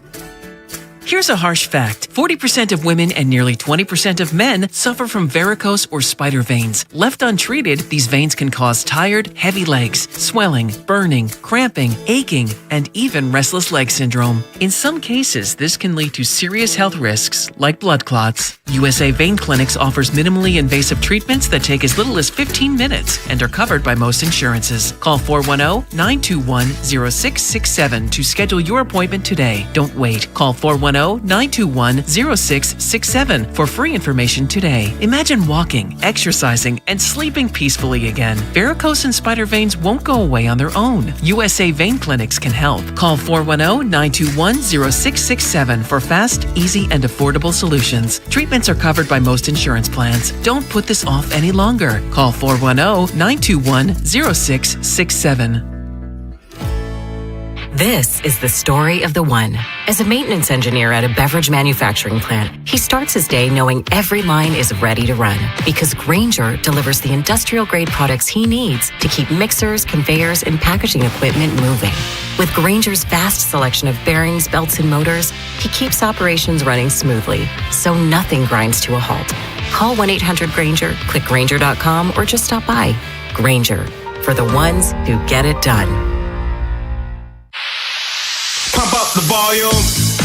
Business moves fast. Orders roll in, deadlines close in.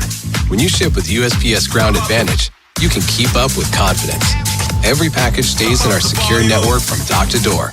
And with nationwide reach, dependable tracking, and upfront affordable pricing, you get built-in peace of mind. You run the business.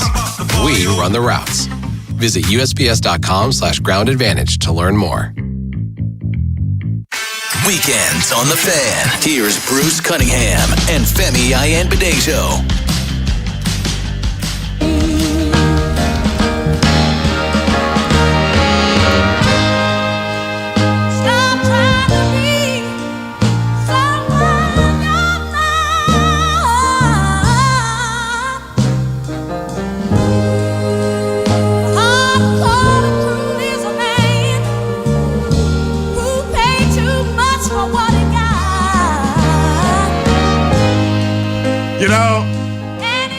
I struggle with this every week because I just want to talk over Aretha Franklin, but you don't have a whole lot of choice. You don't. Listen, 307 start. The Orioles are up in Toronto. Bradish going for the Orioles, and Tampa Bay is doing a bullpen game. They got an opener, Braden Fisher, but he's not going to be in there long. And the one thing about the Blue Jays is that the Orioles love their bullpen. And I'm not sure it's wise to have a bullpen game against the Orioles right now. Yeah, I mean, when you're hot, you're hot. Yeah. So I just think they're just going to ride this out. I'm looking forward to the game today. I already got a DVR because I'll miss the first couple innings of it. There you go. I'm sure. Obviously, the lineup and everything is out. We could probably take a look at that if you want to go down that rabbit hole. I'm not on Twitter. Okay, cool. Anyway, You can find it. we won't worry about it. They don't even call it Twitter anymore. Yeah, we'll do that later. It's about to get a lot more challenging, and I'm going to explain why. It's true that they're kind of done with the American League East for a while, and they have Seattle and San Diego coming in here this week. But then, starting a week from Tuesday, at Seattle for 3, at the Dodgers for 3, at the Angels for 3. That's a tough West Coast trip. You've made that trip and tried to play. I mean, crossing a continent like that is nothing to sneeze at. Yeah, I mean, this is the thing.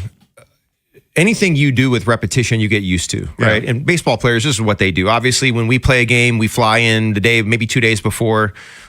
We have a routine. The game could be anywhere. And to be honest, when you're on a flight, whether it's 2 hours or 4 hours, it's irrelevant. You just get used to it, to the grind of it.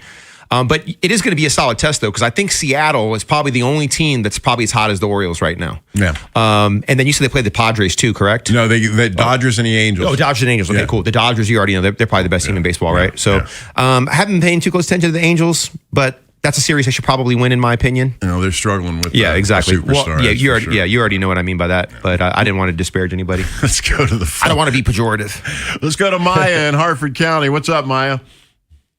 Hey, guys. Hey, Maya. Oh, man, I got plenty of hope for the O's. Yeah. So I'm keeping hope alive. I called you guys about my Spurs. With them, I got to stay on bended knee. It's beyond serious prayer time. That was a tough game for them to lose last night. Yeah, definitely.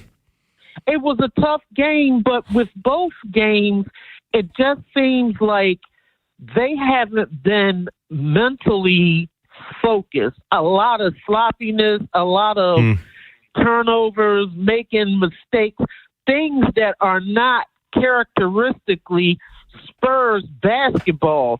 So I don't know. Wemby got to get back with the shaman monks he was with.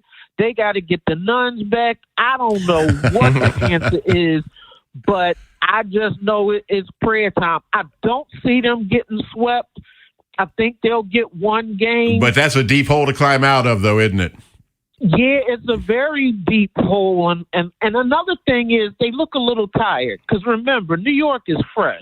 They swept their series. Yeah, they went 7. They were knocking back and forth with the, with Oklahoma City. We talked about that last week. Was the layoff going to hurt the Knicks, the inactivity? And it hadn't hurt them at all. Oh, right. So I don't know. Yeah, guys. I just think it gets good. Hey, good luck to your Spurs, Maya. Yeah. Good luck. Yeah, Thanks. I got a quick thought for Femi. Yes. Femi, when you saw all of the action this week with the trades and stuff, I want to ask you, what do you think of the GM's way, the Rams doing things as compared to here? Yeah, because it's like 180, right? It's like a complete opposite, right? Right, because I know that Jason Lockenfor used to, always question, well, maybe it's time for the Ravens to change their philosophy, some of the way that they operate and get more modern. And it's like, it seems to me, for lack of a better word, that the Rams GM uses his first round picks like gift cards. Yeah. Well, they have That's a real good point. They have the F them picks statement. That's like the Rams motto. You know what I mean? F them picks. Look, Maya. Look. There's more than one ways to do things right. But let me just give a little context. I do think that the Rams have done great with the way they operate. Clearly, they've won a Super Bowl. I think they've been in another one. They have one of the winningest programs since they got Matt Stafford. But the Ravens, I think the Rams have been better. Look, this is not going to shock anybody. I just think the Rams have been better coached the last 5 years than the Ravens have. Because had the Ravens, in my opinion, made the plays that needed to be made and made less mistakes when it counted, they would have a Super Bowl or two in the Lamar era because they're good enough to do it. Now, Les Snead is operating from a business perspective in regard to the picks. Like he's getting the ingredients, but it's up to the coaches to cook the meals up, right? So I think that's the difference in the Rams and the Ravens, because if you look at the Ravens' success across the board, Eric DeCosta is always rated, and the Ravens draft outcomes have always been somewhere between 3-5, since Eric DeCosta's been in charge. So it's not about the players right now, in my opinion. And the Ravens have the most drafted players across the NFL. Not the Rams, the Ravens do. But obviously, when you trade those picks away, you have less guys that are going to be, eligible to be kind of in that category, I guess you could say. But I do think there is more than one way to do things. And let me say this: Eric DeCosta was willing to trade 2 first-round picks. Yeah, exactly. Yeah. So, Maya, thanks for the call. We appreciate it. Somebody compared the Rams to the Dodgers and how they're building that roster and not afraid. Maybe they're talking. Maybe so. Hey, let's squeeze Terry in Sarasota in here. Terry, how you doing? I'm doing fine, guys. Good. Hey, I'm the VCU guy. Really? Okay. We had a good run, didn't we? But by the way, I graduated the year you couldn't dunk the ball. Yeah. Right after that, so that was really a strange thing. But anyway, Dr. J couldn't dunk the ball in college. How stupid is that? I know. Well, the next year when you were there, they allowed that, but some of these guys did it anyway. They just took the technical. I just want to make a comment. This is actually a good thing from when I finished. My dad was at Omaha Beach. He had a Bronze Star and Purple Heart. God bless him. Wow. Yeah, so that's the day today. I got his hat on. He always used to wear. You know who else was on Omaha Beach? Scott Garso's father. Oh, is that right? Yeah. Scott doesn't talk about it much, but he did tell me about that. Scott and the actor Charles Durning, yeah. Durning, yeah. There's a couple of them. And Yogi Berra. Yogi Berra was at Normandy. He was a gunner on a Navy boat. Well, real quickly, you guys, I'm in Sarasota, but that Mid-Atlantic section, the 29th Division, that blue and gray, the yin and the yang, that was all from that's the Civil War. He had buddies who were in the South, down in Virginia, and he had buddies who were up in Pennsylvania. Right. Anyway, but what I wanted to say was, especially being from Baltimore, where we take the Star Spangled Banner to heart. Yeah. When I'd go to a game with my dad, man, you stood up and and he'd say if they didn't sing, they're supposed to sing the Star Spangled Banner. But I got goosebumps sometimes just standing there. As I got older, realizing what he went through and what that meant. Yeah. He did go to one of the games. They honored 3 guys. He was one of them when they played the Phillies. He got out on the field with Cal. And I think they had a helicopter fly over. That was going back a ways. That's awesome. But that was special because he was all into sports. He's a good athlete. Yeah. Anyway, so hats off to those guys who usually people know somebody who had that experience. Anyway, so I just wanted to. I'm glad you did. Thanks for sharing that. I appreciate you. Yeah, we feel it. Okay, all right. See you later. Thanks for the call. Okay. It's June 6th. It's June 6th. Yeah, I know. We neglected. We've been here almost 3 hours. We haven't mentioned one thing. Those guys literally saved the world. They literally did. And when you think about what they were being asked to do, go hit this beach against an entrenched enemy and try not to die. Man, Saving Private Ryan is one of the wildest war movies, and it's one of the best. Mm-hmm. I cried the first time I saw Saving Private Ryan. I cried when I saw Full Metal Jacket, too, because it was so wild. Vietnam and stuff, That first half hour of Saving Private Ryan, that's crazy. as intense as anything I've ever seen. Yeah. I mean, well, they came up with a whole new way to film that that was state-of-the-art for the first time they ever had filmed it that way. Spielberg's father fought in World War II, and he said that movie was a tribute to his father. Oh, is that right? Which is kind of interesting if you think about it in that context, My dad was in World War II. Everybody was. Yeah, my grandfather was in World War II. It was probably the last time this country was totally unified. Yeah. Was that. Yep. And it's worth your while today to reflect just a second. And remember the thousands of guys that didn't get up that beach. Do you have a favorite movie that resonates with you the most? I told you about 2 of them last week. We talked about it. That's right. We just talked about this. You need to write these down. Yeah. They Were Expendable. Yeah. Okay. Yeah. And Letters from Iwo Jima. Oh, that's right. You did tell me that. You got to see both. Yeah. Folks, if you haven't seen Letters from Iwo Jima, they shot it at the same time that they were shooting Flags of Our Fathers. And Clint Eastwood said, well, we got all these people here. Letters from Iwo Jima is the story of Iwo Jima written from the Japanese standpoint. Yeah. They're digging in. I've seen Flags of Our Father, but not. You need to see Letters from Iwo Jima, and they're looking out in the horizon and seeing hundreds and hundreds of ships, and they're like, "Holy!" Yeah, okay, I got it. What year was that? That was whenever Flags were like 04, 05. Right. It wasn't that long ago. All right, we're out of time. I want to thank Rich Dubroff for being with us today, and we'll talk to him again next week. Remember, the Orioles' first pitch is at 3:05. Got any closing thoughts? I mean, look, no matter how painful something is, if you're willing to share it, we're willing to listen. There it is. That's us. So until next week, as I always say, and I always do say it, Baltimore, I love you madly, and ain't nothing you can do about it. I'm Bruce. He's Femi. We'll talk next week. See you. One to love you and give you the world. Now you find that you've been misused. This is the Fan, baby. Big Bad Morning Show. Vinny and Haynie. Inside Access. Live on YouTube weekdays 6 till 6. Search Baltimore 105.7 The Fan. Subscribe for daily shorts right to your phone and never miss what you missed. The Fan. Will you have enough money for retirement? Will it last? Listen to Andy Palladino in your Financial Hour every Saturday morning from 9 to 10 a.m. for insightful advice. This is the story of the one who keeps multiple buildings running smoothly day after day. Plumbing that flows, HVAC that hums, cleaning supplies that keep surfaces sparkling. That's why she counts on Grainger. With easy reordering online and 24/7 support, Grainger helps her keep the products she needs on hand. So shelves stay stocked and buildings stay ready. Call 1-800-GRAINGER, click Grainger.com, or just stop by.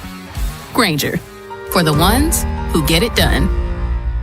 The U.S. Treasury just released its official financial report for 2025. Buried in it is a startling admission. By its own numbers, it appears the U.S. government is insolvent. When governments go this deep in debt, they print money, raise taxes, or cut benefits, none of which can help protect you. That's why people move part of their savings into physical gold and silver. Call Monetary Gold at 877-NOW-GOLD for their complimentary gold and